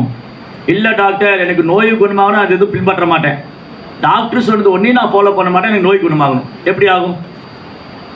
டாக்டர் சொல்கிறாரு நீங்கள் இந்த உணவு சாப்பிடாதீங்க, நான் சாப்பிட்டேன், எப்படி குணமாகும்? அப்புறம் இந்த மருந்து சாப்பிட்டு நான் கசக்குதுன்னு சாப்பிடல, எப்படி குணமாகும்? அப்போது என் நோய் குணமாகும்னா எனக்கு விருப்பம் இல்லை தான். இங்கே எவ்வளோ பேருக்கு டாக்டர்கிட்ட போக விருப்பம் இருக்குது? எனக்கு டாக்டர்கிட்ட போக ரொம்ப சந்தோஷமாக இருக்குது, எனக்கு ஊசி போடுவாங்களே, ரொம்ப ஹாப்பியாக இருக்கும். எவ்வளோ பேர் விரும்புவோம்? ஆஹா, மாத்திரையா, நான் அப்படியே அல்வா மாதிரி சாப்பிட்ருவேன், ரொம்ப பிடிக்கும் எனக்கு. ஐயா, யாருக்கு பிடிக்கும் மாத்திரையை முழுங்கிறதுக்கு, இன்ஜெக்ஷன் போட்டுக்கிறதுக்கு, ஹாஸ்பிட்டலில் போய் படுத்துக்கிறதுக்கு, ட்ரிப்ஸ் ஏற்றுறதுக்கு? ஆஹா, எனக்கு குளுக்கோஸ் ட்ரிப்ஸ் ஏற்றுறாங்க, ஐ எம் வெரி ஹாப்பி சொல்லுவாங்க யாராவது. எனக்கு சக்தி கிடைக்கும், குளுக்கோஸ் ட்ரிப் போனால் எனக்கு சக்தி கிடைக்கும், நான் ஹாஸ்பிட்டலில் போய் படுத்துட்டுறேன், ஐபோல் இல்லையா? யாருமே விரும்ப மாட்டோம். யாருமே ட்ரிப்ஸ் ஹாஸ்பிட்டல் போக விரும்ப மாட்டோம், அங்கே போய் படுத்துக்க விரும்ப மாட்டோம், ட்ரிப்ஸ் ஏற்ற விரும்ப மாட்டோம். ஆனால் நோய் வந்தால் பண்ணி தான் ஆகணும். அப்போது அங்கே சில சட்டத்திட்டங்களை நான் பின்பற்றி தான் ஆகணும். எனக்கு நோய் குணமாகணும், ஆனால் டாக்டர் சொல்ல நான் கேட்க மாட்டேன், அப்படின்னா நோய் குணமாகாது. அதே மாதிரி தான் இந்த ஜட உலகத்தில் நம்ம மனதை கட்டுப்படுத்த முடியாம மனதோடு போராடிட்டு இருக்கு. தினம் தினம் யாரோட போராடிட்டு இருக்கிறோம்? மனதோடு போராடிட்டு இருக்கிறோம். அப்போ மனதை கட்டுப்படுத்தணும். மனதில் நிறைய அனர்த்தங்கள்லாம் இருக்குது. காமம், கோபம், பேராசை, பொறாமை, இந்த குணங்களோட தான் போராடிட்டு இருக்கோம். அப்போது பிரபுபாதர் என்ன பண்ணியிருக்காரு? நமக்கு நிறைய சேவை கொடுத்துருக்காரு. இந்த மனதை வந்து கிருஷ்ணருடைய சேவையில் ஈடுபடுத்தணும். அப்போ பிரபுபாதர் என்ன சொல்கிறாரு? ஹரே கிருஷ்ணா மந்திரம் ஜெபம் பண்ணுங்க. அது வந்து நோயாளிக்கு தகுந்த மாதிரி மருந்து இருக்குது. இப்போ புதுசாக வந்து டாக்டர்கிட்ட போகும்போது என்ன சொல்லுவார் அவர்? முதல் தடவை டாக்டர்கிட்ட போனார் அவர், ஓபி, அவுட் பேஷண்ட். அவுட் பேஷண்ட்டுக்கு என்ன பண்ணுவாங்க? சிம்பிளாக ஒரு ப்ரிஸ்கிரிப்ஷன் கொடுத்துருப்பாங்க. நீங்கள் இந்த டேப்லெட் சாப்பிட்டு வாங்க, கொஞ்சம் கொஞ்சமாக நீங்கள் 2-3 சிட்டிங் வாங்க, என்னென்னு பார்க்கலான்னு சொல்லுவாங்க. சில பேஷண்ட் வந்து நோய் முத்தி போயிடும், அப்போ நீங்கள் அட்மிட் ஆகிடுங்கன்னு சொல்லுவாங்க. அட்மிட் ஆனால் அவங்க ட்ரீட்மெண்ட் பண்ணலாம். சில பேஷண்ட் நோய் ரொம்ப முத்தி போயிடும், சர்ஜரி பண்ணி ஆகணும், நீங்கள் சர்ஜரி போட்டுருங்க இல்லையா? அந்த மாதிரி நமக்கு நிறைய ட்ரீட்மெண்ட் எல்லாம் இருக்குது. ஃபஸ்ட்டு வந்தோடனே ஹாஸ்பிட்டலில் போனோன்னு ஒரு சர்ஜரி போனோன்னு பயந்து போயிடும். அப்போ என்ன சொல்லணும்? இந்த டானிக் சாப்பிடுங்க, கொஞ்சம் நல்லா இனிப்பாக இருக்கும், நோய் குணமாயிடும். அப்போ ஒரு மாலை ஜெபம் பண்ணுங்கன்னு சொல்லுவோம். ஃபஸ்ட்டு என்ன சொல்கிறோம்? ஜெபமாலை கொடுத்து தினமும் ஒரு மாலை ஹரே கிருஷ்ணா மந்திரம் ஜெபம் பண்ணுங்க. இப்போ புதுசாக வரவன்ட்டு என்ன சொல்லுவோம் நம்ம? நீங்கள் தினமும் ஒரு மாலை ஜெபம் பண்ணுங்க. அப்புறம் கொஞ்ச நாள் போனதுக்கப்புறம் நீங்கள் ஒரு 4 மாலை சொல்லுங்கள், அப்புறம் ஒரு 8 மாலை சொல்லுங்கள், அப்புறம் 16 மாலை சொல்லுங்கள். அப்போ குறைந்தபட்சம் 16 மாலை. என்னுடைய நோய் குணமாகணும்னு சொன்னால் நான் குறைந்தபட்சம் 16 மாலை ஜபிக்கணும். ஹரே கிருஷ்ண கிருஷ்ண கிருஷ்ண ஹரே ஹரே, ஹரே ராம ராம ராம ஹரே ஹரே. அதுதான் முதல்ல. நம்ம தீட்சை வாங்க போகும்போது குரு என்ன கேட்குறாரு, நீங்கள் எவ்வளோ நாள் ஹரே கிருஷ்ணா மந்திரம் ஜபம் பண்ணுறீங்க? 16 மாலை இல்லையா? ஆன்மீக குருகிட்ட போய் தீட்சை வாங்கணும். இப்போது எனக்கு ஒரு நோய் இருக்குது, அந்த நோய் நான் சீக்கிரமாக குணமாகணும் என்ன பண்ணணும்? ஒரு சீப் டாக்டர் போய் ஒரு ஸ்பெஷலிஸ்ட்டை போய் பார்க்கணும். ஊரில் ஒரு சின்ன கிளினிக் இருக்கும், நம்ம தெருவிலே ஒரு சின்ன கிளினிக் இருக்கும். அங்கே போய் எமர்ஜென்சிக்கு ஒரு ட்ரீட்மெண்ட் எடுத்துக்கும் இல்லையா? இப்போ எனக்கு தலை சுத்தரமாக இருந்தது, உடனே பக்கத்தில் ஒரு டாக்டர் போனால் ஒரு எமர்ஜென்சிக்கு ஒரு டேப்லெட் கொடுத்தாரு. இருந்தால் நாளைக்கு நீங்கள் போய் சீப் டாக்டர் பாருங்கள், அவரை கன்சல்ட் பண்ணுங்கள். அப்போ சீப் டாக்டர் என்ன பண்ணுவார்? நம்மளை எல்லாம் செக் பண்ணிவிட்டு, இல்லை உங்களுக்கு இந்த கொஞ்சம் சிவியராக ட்ரீட்மெண்ட் கொடுக்கணும், அப்போ தான் அது சரியாகும். அப்போது ஐயோ நான் சீப் டாக்டர் போய் பார்க்க மாட்டேன், எனக்கு பயமாக இருக்குது, அவர் என்னை கொண்டுட்டா என்ன பண்ணுறது? இல்லை அவர் நிறைய ட்ரீட்மெண்ட் கொடுப்பாரு, நிறைய மருந்து சாப்பிட சொல்லுவார். இப்போது ஒரு வீட்டில் என்ன நடந்ததுன்னா, ஒரு வீட்டில் இந்த மாதிரி ஒரு பையனுக்கு, யார் இவரே வச்சுக்குவோம், இவர் மாதிரி ஒரு பையனுக்கு வந்து ஒரு நோய் வந்துருச்சு. ஏதோ கையிலோ காலோ கட்டாகி வந்து ரொம்ப எரியுது, புண்ணாகி தீக்காயமாயிடுச்சு. தீக்காயம்னு புண்ணாயிடுச்சு. அவங்க அப்பா அம்மாலாம் பக்கத்தில் உட்காந்து ஊதுறாங்க. அப்புறம் இவர் என்ன பண்ணார்? போய் சாமரம் வீசினார், மைப்பில் எடுத்து, உனக்கு எரியாமல் இருக்கு, நான் கொஞ்சம் ஊதி விட்றேன். ஒரு அம்மா வந்து ஊதி விட்டா ஒன்று. அப்புறம் சித்தி பக்கத்தில் உட்காந்துட்டு அப்படியே மயிர்பீலி வச்சு தடவி விட்றா. அந்த நோய் குணமாகுமா? இந்த அப்பா என்ன பண்ணார்? ஓடி போய் டாக்டரை கூப்பிட்டு வந்தார். டாக்டர் என்ன பண்ணார்? முதல்ல ஒரு டிஞ்சர்னு ஒரு மெடிசின் இருக்கும், அது போட்டால் எரியும், இந்த தீப்புண்ணு மேலே. அது போட்டோன்னே எரியுது. அந்த பையன் கத்துறான். இந்த அம்மா எல்லாம் சொல்ல, டாக்டர் கூப்பிட்டு தான் பையனை கொல்ல பார்க்குறாங்க இல்லையா? சண்டை போடுறோம். இரு நீ கொஞ்சம் சும்மாரு. இந்த பையனுக்கு வலி தாங்கலை. என்னாச்சு? அந்த மருந்து போடும்போது எரியுது. அந்த புண்ணை வந்து க்ளீன் பண்ணி, அதை ட்ரெஸ்ஸிங் பண்ணி, அதை டிஞ்சர்லாம் போட்டு க்ளீன் பண்ணி பயங்கரமாக எரியும். ஆனால் பொறுத்துக்கு தான் வேணும், எரியத்தான் செய்யும், வலிக்கும். ஆனால் நோய் குணமாகணும்ல? இல்லை என்ன டாக்டர்கிட்ட கூட்டிகிட்டு போகாதீங்க, நான் இப்படியே கஷ்டப்பட்டுக்கிறேன்னு சொல்ல முடியுமா? இல்லை பக்கத்து உட்காந்து உப்புன்னு ஊதி விட்டா சரியாகுமா? பாருங்க, சரியா? அவங்களுக்கே புரியுது பாருங்க இல்லையா? அப்போ என்ன பண்ணணும்? அதை ட்ரெஸ்ஸிங் பண்ணி, அந்த மருந்து போட்டு கட்டு போட்டு விடணும். அப்புறம் 2 நாள் கழிச்சு இன்னும் க்ளீன் பண்ணணும். அப்போ கொஞ்சம் வலி குறையும். அப்படியே போனால் ஒரு வாரம் 10 நாளில் அந்த வியாதி கம்ப்ளீட்டாக குணமாயிடும். ஆனால் ஆரம்பத்தில் என்ன பண்ணாங்க? டாக்டர் வீட்டுக்குள்ளே விடல, சண்டை போட்டாங்க. அப்புறம் கொஞ்சம் கொஞ்சமாக டாக்டர் சொல்றது கேட்டோடனே வியாதி குணமாச்சு. அதே மாதிரி தான் நமக்கு வாழ்க்கையில் குருன்னு ஒருத்தர் வருவார். குரு வந்து சில விஷயம் சொல்லி கொடுக்கும்போது கஷ்டமாக இருக்கும். என்னடா அதிகாலையில் எந்திரிக்க சொல்கிறாங்களே, நான் 7 மணிக்கு மேலே எந்திரிச்சதே இல்லையே வாழ்க்கையில், இவன் 4:30 மணி 5 மணிக்கெல்லாம் எந்திரிக்க சொல்கிறாங்களே. அப்போ கொஞ்சம் கொஞ்சமாக பயிற்சி பண்ணணும். முதல்ல வந்து ஹரே கிருஷ்ணா, முதல்ல என்ன பண்ணணும்? நைட்டு நேரமாக தூங்க பழகும். இன்றைக்கி என்ன பிரச்சனைனா, இந்த மொபைல்னு ஒரு சனியை வந்தது, சனியை சொல்லக்கூடாது, இந்த மொபைல் ஒரு அசுரம் வந்தது. இந்த மொபைல் அசுரம் கூட சேர்ந்ததுனால நைட்டு தூங்குறதுக்கு 12 மணி 1 மணி ஆகும். அப்புறம் காலையில் என்ன பண்ணுது? அங்கே மொபைல் தூங்கிட்டு இருக்கு, இங்கே நம்ம தூங்கிட்டு இருப்போம். எந்திரிச்சோடனே மொபைலில் முழிக்கிறது, இன்றைக்கி என்ன மெசேஜ் வந்ததுன்னு. அப்போ இந்த அசுரன் கூட அசோசியேட் பண்ணுறதுனால நமக்கு வியாதி இப்போது அதிகமாகிட்டே இருக்கு. அப்போ என்ன பண்ணணும்? நைட்டு நேரமாக தூங்கிடணும். 8:30 மணி 9:30 மணி 10 மணிக்கெல்லாம் தூங்கிடணும். அப்புறம் காலையில் 4:30 மணி 5 மணிக்கு எந்திரிக்கணும். குறைந்தபட்சம் 5 மணிக்காவது எந்திரிக்கணும். 5-5:30 மணிக்கெல்லாம் எந்திரிச்சிடணும் அட்லீஸ்ட்டு ஆரம்பத்தில். அப்புறம் எந்திரிச்சு குளிச்சிடணும். முதல்ல என்ன பண்ணுவாங்கன்னா, வீட்டிலலாம் எந்திரிச்ச உடனே சமையல்லாம் பண்ணி எல்லாம் பண்ணி கடைசியில் பல்ல விளக்கிட்டு இருப்பாங்க. அப்படி பண்ணக்கூடாது. ஒரே அழுக்கு நைட்டி போட்டுட்டு, அந்த அழுக்கு நைட்டி எடுத்துக்கிட்டே பாத்ரூம்குள்ளே போகிறது, அப்புறம் பெட்ரூம்குள்ளே போகிறது, அப்புறம் வந்து கிச்சனுக்குள்ளே போகிறது, அப்படி இருக்கக்கூடாது. இந்த பசங்க என்ன பண்ண, ஒரு ட்ரௌசர் போட்டு பாத்ரூம்குள்ளே போகிறது, கிச்சனுக்குள்ளே போகிறது. இன்னும் ஸோ ஒரு பக்தர்னு சொன்னால் க்ளீனாக இருக்கணும். க்ளீனினஸ், தூய்மை வந்து என்ன ஆகும்னா இறைவன் கிட்ட கொண்டு போகும். இறைவன் ரொம்ப தூய்மையானவர். ஹரே கிருஷ்ணா. இறைவன் வந்து ரொம்ப தூய்மையானவர். அப்போ நம்ம தூய்மை வந்து மெயின்டைன் பண்ணணும். கிருஷ்ணர்கிட்ட போகணும்னா நம்ம தூய்மையாக இருக்கணும். அப்போ காலையில் எந்திரிச்சோடனே என்ன பண்ணணும்? பெட்டை விட்டு எந்திரிச்சோடனே என்ன பண்ணணும்? மொபைல் பார்க்கணும் இல்லையா? இல்லை குளிச்சிடணும். பெட்டை விட்டு எந்திரிச்சோடனே குளிச்சிடணும். குளிச்சுட்டு நல்லா ப்ரஷ் பண்ணி குளிச்சுட்டு நேராக போய் பூஜை ரூமில் போய் பகவானுக்கு ஒரு சின்ன ஆரத்தி பண்ணிவிட்டு சாண்டிங் பண்ணணும். ஹரே கிருஷ்ணா கிருஷ்ண கிருஷ்ண ஹரே ஹரே, ஹரே ராம ராம ராம ஹரே ஹரே. அப்புறம் கொஞ்சம் பூவெல்லாம் எடுத்து, இது வந்து 2 விஷயம் இருக்குது. நம்ம வீட்டுக்கு பக்கத்திலே கோயில் இருந்ததுன்னா கோயிலில் போய் ஆரத்தி பண்ணணும். பிரபுபா என்ன சொல்லியிருக்காரு? இஸ்கான் டெம்பிள் 10 கிலோமீட்டருக்குள்ளே இருந்ததுன்னா எல்லா பக்தரும் கோயிலில் வந்து பகவானுக்கு சேவை பண்ணணும். டெம்பிள்லேருந்து 10 கிலோமீட்டர் சரௌண்டிங் உங்கள் வீடு இருந்ததுன்னா நீங்கள் கோயிலே போய் மங்களாரத்தி அட்டன் பண்ணலாம், பாகவதம் கேட்கலாம், பகவானுக்கு ஆரத்தி பார்க்கலாம், சாண்டிங் பண்ணலாம். அப்போது பக்தி யோகத்தில் வந்து 64 அங்கங்கள் இருக்குது. ரூபகோசாமி பிரபுபாதா வந்து பக்தி ரசாம்ஸ் இந்த புக்கில் எழுதியிருக்கார். அந்த 64 5 விஷயம் ரொம்ப ரொம்ப முக்கியமானது. என்ன தெரியுமா 5 விஷயம்? 64 இருக்குது பக்தி யோகத்தில் நம்ம ஃபாலோ பண்ண வேண்டியது. அதில் 5 ரொம்ப ரொம்ப முக்கியமானது. என்னென்னது? நாம ஜபம் செய்கிறது, பகவானுடைய ஆரத்தி அட்டன் பண்ணுறது, பாகவதம் படிக்கிறது, அப்புறம் பிரசாதம் ஏற்றுக்கொள்கிறது, அப்புறம் புனித ஸ்தலத்தில் வசிக்கிறது. அப்போ நம்ம வீட்டில் ஒரு ஆல்டர் மாதிரி செட் பண்ணணும். முதல்ல இந்த மாதிரி ஒரு ஆல்டர் வந்து நம்ம வீட்டில் செட் பண்ணணும். சினிமா நடிகர் ஃபோட்டோலாம் தூக்கி போட்டு இந்த ஆல்டர் செட் பண்ணணும்.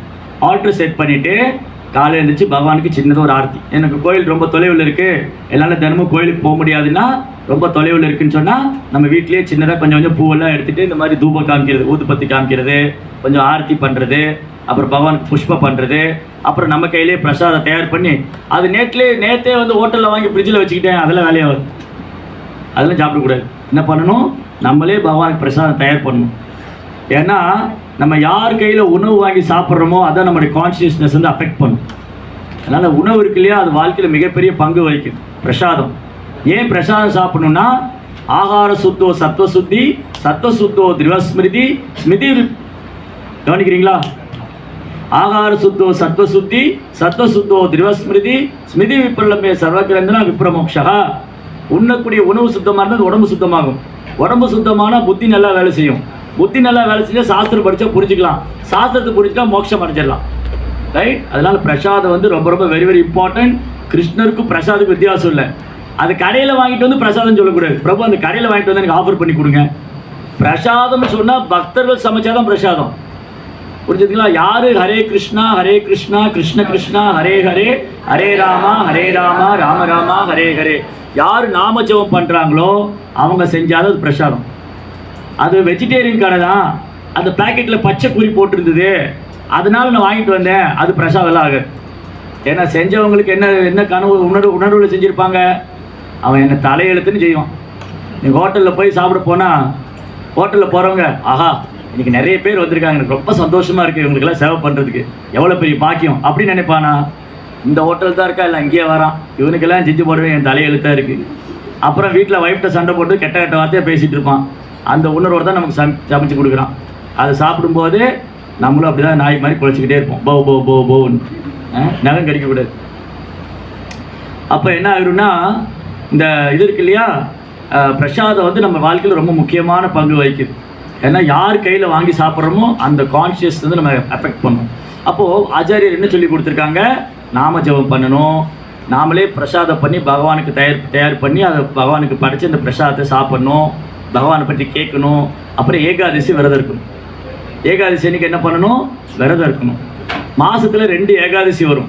வருஷத்தில் எவ்வளோ? அப்போ ஏகாதசி 24 ஏகாதசி வரும். 26 ஏகாதசி இல்லையா? அந்த ஏகாதசி அன்றைக்கி நம்ம என்ன பண்ணணும்? பீன்ஸ் வகை காய்கறிகளும் தானியங்களும் சாப்பிடக்கூடாது. பழங்கள் சாப்பிட்டுக்கலாம், கிழங்கு சாப்பிட்டுக்கலாம். எல்லா ஏகாதசியும் முக்கியம். அது வைகுண்ட ஏகாதசி மட்டும் இருப்பேன், மற்ற ஏகாதசி இருக்க மாட்டேன்னு சொல்லக்கூடாது. எல்லா ஏகாதசியும் முக்கியம். அப்போது அந்த ஏகாதசி நீங்கள் என்ன பண்ணணும்னா, இல்லை பிரபு என்னால் சாப்பிடாமல் இருக்க முடியும்னா நீங்கள் சாப்பிடாமல் இருக்கலாம். ஒரு சில பக்தர் என்ன பண்ணுவாங்க, தண்ணி கூட குடிக்காமல் நிர்ஜல விரதம் இருப்பாங்க. நிர்ஜலா அப்படின்னா தண்ணி கூட குடிக்க மாட்டேன், அது மாதிரி முடியும்னா இருக்கலாம். இல்லை என்னால் அப்படி முடியாது, நான் தண்ணி மட்டும் குடிச்சிக்குவேன், ஓகே. நான் ஜூஸ் மட்டும் குடிச்சிக்குவேன், ஓகே. நான் இளநீ மட்டும் குடிச்சிக்குவேன், ஓகே. நான் சாயந்தரம் வரைக்கும் விரதம் இருப்பேன், அப்புறம் சாயந்தரம் சாப்பிட்டுக்குவேன், ஓகே. சாயந்தரம் மட்டும் நான் கிழங்கோ பழமோ சாப்பிட்டுக்குவேன், ஓகே. நான் மதியம் வரைக்கும் இருப்பேன், மதியத்துக்கு மேலே ஒரு கிழங்கோ பழமோ okay, whatever it maybe. நம்ம வந்து நம்முடைய உடல்நிலைக்கும் சூழ்நிலைக்கும் மனோநிலைக்கும் தகுந்த மாதிரி விரதம் இருக்கலாம். ஆனால் என்ன சாப்பிடக்கூடாது? தானியங்களும் பீன்ஸ் வகை காய்கறியும் சாப்பிடக்கூடாது. இந்த மாதிரி ஏகாதசி விரதம் இருக்கிறது, பக்தியோகத்து நெறிமுறையை கடைபிடிக்கிறது. அப்போ ஒருத்தர் கேள்வி கேட்டார், இந்த மாதிரிலாம் விரதம் இருந்தால் தான் கிருஷ்ணர் கருணை கொடுப்பாரா? இப்படி விரதம் இருக்கணுமா? கஷ்டப்பட்டு விரதம் இருந்து காலையில் எந்திரிச்சு நேரமாக எந்திரிச்சு ப்ரேயர் பண்ணால் தான் கிருஷ்ணர் ஏற்றுக்குவாரா? நேரம் எந்திரிச்சாதான் கிருஷ்ணர் ஏற்றுக்குவாரா? விரதம் இருந்தால் தான் கிருஷ்ணர் ஏற்றுக்குவாரா? நாம ஜெபம் பண்ணால் தான் கிருஷ்ணர் ஏற்றுக்குவாரா? அப்போ எதுக்காக இதெல்லாம் பண்ணுறோம்? எதுக்காக பண்ணுறோம்? கிருஷ்ணா பொறுத்த வரைக்கும் அவர் வந்து நம்மளை கட்டாயப்படுத்தணும் எண்ணம் இல்லை. பகவத்கீதை கிருஷ்ணர் அர்ஜுனனுக்கு சொல்லிட்டு, நான் உன்கிட்ட சொல்லிட்டேன் அர்ஜுனா, நீ உங்கள் விருப்பம் போல செய்யலான்னு கட்டாயப்படுத்தலை. அந்த மாதிரி இங்கே இப்போ எல்லோரும் இருக்கீங்க, நீங்கள் எல்லோரும் இங்கே இந்த ப்ரோக்ராம் வந்திருக்கீங்க. நான் கட்டாயம் நீ ஜெபம் பண்ணி தான் அவனு சொன்னால் என்ன பண்ணுவீங்க? வாயாண்டு போயிடுவீங்க. நான் என்ன சொல்லலாம்? பிரபு ஜெபம் பண்ணுங்க பிரபு, ரொம்ப நல்லது பிரபு, ப்ரேயர் பண்ணுங்க, ரெக்வஸ்ட் பண்ணலாம். யாரையுமே கட்டாயப்படுத்தி பக்தி செய்ய வைக்க முடியாது. பக்தி என்பது கட்டாயப்படுத்தி வருவதல்ல. பக்தி என்பது ஆத்மார்த்தமாக வருவது. பக்தி என்பது நம் இதயத்தில் பகவான் மேல் அன்பு வெளிப்பட வேண்டும். அது கட்டாயப்படுத்தி வருவதல்ல, அது கட்டளையிட்டு வருவதல்ல, அது அது வந்து ஃபோர்ஸ் பண்ணி வர்றதில்ல, நேச்சராக வரணும். ஆனால் இப்போ நேச்சராக வர மாட்டேங்குது. அதனால என்ன சொல்ற, ரெக்வஸ்ட் பண்ணுறோம். இப்போ இங்கே இருக்கிறவங்களுக்குலாம் நேச்சராக பக்தி இருந்துன்னா இவ்வளோ நேரம் பேச வேண்டிய அவசியமே இல்லை. நீங்கள் எனக்கு கிளாஸ் கொடுத்துட்டு இருப்பீங்க.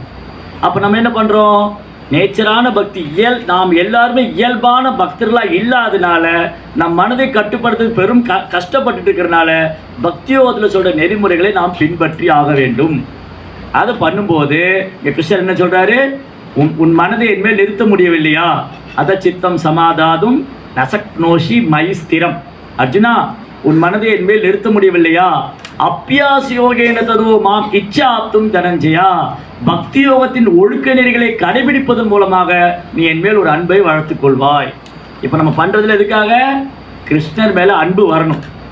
நீங்கள் ஏகாதசி வர்றதுக்கு எதுக்காக, நம் புலன்களை கட்டுப்படுத்தணும். புலன்களுக்கு நிறைய கொடுத்துக்கிட்டே இருந்தால் அதை கண்ட்ரோல் பண்ண முடியாது. விதவிதமாக சாப்பிட்றோம், பலகாரம் அது இதுன்னு சாப்பிட்டா புலன்களை கட்டுப்படுத்த முடியாது. அதனால இந்த ஏகாதசி விரதம் வந்து சயின்டிஃபிக்காகவும் இருக்குது, விஞ்ஞானபூர்வமாக நீங்கள் பார்த்தீங்கன்னா மாதத்தில் 2 நாள் புலன்களுக்கு ஓய்வு கொடுக்கணும்னு சொல்லியிருக்கு இல்லையா. இன்ஜின் ஓட்டிக்கிட்டே இருந்தால் 2 நாள் ரெஸ்ட்டு கொடுக்கணும். அது பொழுதன்னைக்கு ஓட்டிகிட்டு இருந்தால் அது பயிலிடாடும் இல்லையா, அது வீணாக போயிடும். அந்த மாதிரி உடலில் உள்ள பாகங்களுக்கு வந்து ஓய்வு கொடுக்கணுன்னா மாதத்தில் 2 நாள் ஃபாஸ்டிங் இருக்கணும். 15 days ஒன். இது வந்து சயின்ஸ் சொல்லு. மெடிக்கல் என்ன சொல்லுதுன்னா 15 days வந்து நீங்கள் ஃபாஸ்டிங் இருந்தால் ரொம்ப நல்லதுன்னு சொல்லியிருக்கு. அப்போ நம்ம புராணங்கள் ஏற்கனவே சொல்லியிருக்கு. இது ஆன்மீகமாக சொல்லியிருக்கு, அது அறிவியலாக சொல்லியிருக்கு, அவ்வளோதான். அப்போது ஆன்மீகம் அறிவியலும் வேறு இல்லை. நம்ம ஆன்மீகமே அறிவியல் தான். அன்றைக்கி 15 நாளைக்கு ஒருக்கா விரதம்னு சொல்லியிருக்காங்க. இன்றைக்கி சயின்ஸ் என்ன சொல்லுது, 15 days ஃபாஸ்டிங் இருக்குன்னு இல்லையா, ரைட். அந்த மாதிரி நம்ம பக்தி யோகத்தின் நெறிமுறைகளை கடைபிடிக்கணும். அது பண்ணும்போது என்னாகும், நான் படிப்படியாக இறைவன் மேலே ஒரு அன்பு. அதனால இந்த பக்தியில் வந்து உற்சாகம், இந்த 6 விஷயம் இருக்குது. ரூபகோசாமி சொல்லியிருக்காரு, இந்த 6 விஷயங்களை பண்ணால் பக்தியில் உற்சாகம் வரும், பக்தி வந்து அதிகமாகும். உற்சாகா நிச்சயா தைரியா தத்தத் கர்ம பிரவர்த்தனா சங்கத்தியாக சதோவிருத்தி சத்வித் பக்தி பிரசீததி. பக்தியில் அப்போ உற்சாகமாக இருக்கணும். பிரபு அடுத்து நான் என்ன ஃபாலோ பண்ணணும், ஃபாலோ பண்ணுறது, அதாவது இந்த தப வாழ்க்கைன்னு சொல்கிறோம் இல்லையா. தப வாழ்க்கை என்பது நாம் ஒருவர் மேல் திணிக்க முடியாது. தப வாழ்க்கை என்பது நமக்கு நாமளே ஏற்றுக்கொள்வது. நீங்கள் ஏகாதசி விரதம் இருந்துதான் ஆகணும்னு நான் சொல்ல முடியாது. பிரபு நீங்கள் ஏகாதசி விரதம் இருக்கலாமே, நல்லா இருக்குமே, முயற்சி பண்ணி பாருங்களேன், அப்படி சொல்லலாம் இல்லையா. நான் என்ன சொல்லி கொடுக்கலாம், நீங்கள் ஏகாதசி விரதம் இருங்கன்னு சொல்லலாம். நீ ஏகாதசி கட்டாக இருந்து ஆகணும், உன்னை தொலைச்சிடுவேன் அப்படி சொல்ல முடியாது இல்லையா. கிருஷ்ணரே அப்படி சொல்லலை. அர்ஜுனா நீ சண்டை போட்டு தான் உண்டில் ஆக்கிடுவேன். அர்ஜுனா சண்டை போடு, எனக்காக சண்டை போடு, வேறு ஒன்றும் நீ அதை பற்றி மற்றது யோசிக்க வேண்டாம், எனக்காக சண்டை போடு, மீதி நான் பார்த்துக்கிறேன். அப்போது நாம் கிருஷ்ணருக்காக செய்யும் பொழுது, நம்ம எந்த ஒரு செயல் செய்தாலும் அது கிருஷ்ணருக்காக செய்யும்போது அது பக்தி ஆகும்.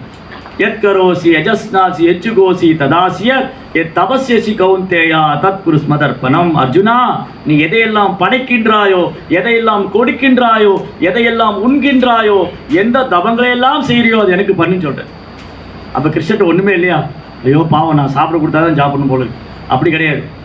நம்ம முன்னேற்றம் தான் கிருஷ்ணர் கேட்குறாரு. நம்ம ஆன்மீகத்தில் முன்னேற்றம் அடையணும், நாம் புலன்களை கட்டுப்படுத்தணும், நம் மனதை தூய்மை செய்ய வேண்டும், அதுக்காக கிருஷ்ணர் சொல்கிறார். அதனால இந்த பக்தி யோகத்தில் வந்து நெறிமுறைகளை கடைபிடிப்பது வந்து நம்ம ஆன்மீக முன்னேற்றம் வேகமாக நடக்கும். இந்த 6 விஷயத்தை பண்ணவே கூடாதுன்னு கிருஷ்ணா சொல்கிறார். எதை பண்ணணும், ரூபகோசாமி சொல்கிறார். ரூபகோசாமி பிரபுபாத் என்ன சொல்கிறாரு, இந்த 6 விஷயத்தை பண்ணுங்க, இந்த 6 விஷயம் பண்ணாதீங்கிற. எந்த 6 விஷயத்தை பண்ணணும், எப்போவுமே கிருஷ்ண பக்தியில் உற்சாகமாக இருக்கணும். பிரபு அடுத்து நான் என்ன ஃபாலோ பண்ணணும், எவ்வளோ மாலை ஜெபம் பண்ண எனக்கு கிருஷ்ணர் மேலே அன்பு வரும், பகவத்கீதை எப்படி நான் புரிஞ்சுக்கிறது, நான் பகவானுக்கு என்ன சேவை பண்ணணும், இந்த கோயிலில் வந்து எனக்கு என்ன சேவை தருவீங்க அப்படின்னு உற்சாகமாக இருக்கணும். அப்புறம் பக்தியில் வந்து வைராக்கியம் உறுதியாக இருக்கணும். நான் என்ன சொன்னாலும் பக்தி பாதை விட்டு விலகக்கூடாது, இது வந்து ரொம்ப நல்லா இருக்குது, பிரபுபார் வந்து எனக்கு இதெல்லாம் கொடுத்துருக்காங்க, பக்தர் சங்கம்லாம் கிடச்சிருக்கு, அதனால ஆச்சாரியர் பிரபுபாதர் என்ன சொல்லி கொடுத்துருக்காரோ அதை உற்சாகமாக செய்யணும். என்னங்க இதெல்லாம் பண்ண சொல்கிறீங்களே, எப்படின்னு தெரிஞ்சுதான் இங்கே வந்திருக்கவே மாட்டேனே அப்படி சொல்லக்கூடாது இல்லையா. எவ்வளோ பெரிய பாக்கியம் இல்லை இந்த மாதிரி செய்ய, யார் சொல்லி தருவா அதெல்லாம். அப்போ உற்சாகா நிச்சயா தைரியா தத்த சங்கத்தியாக.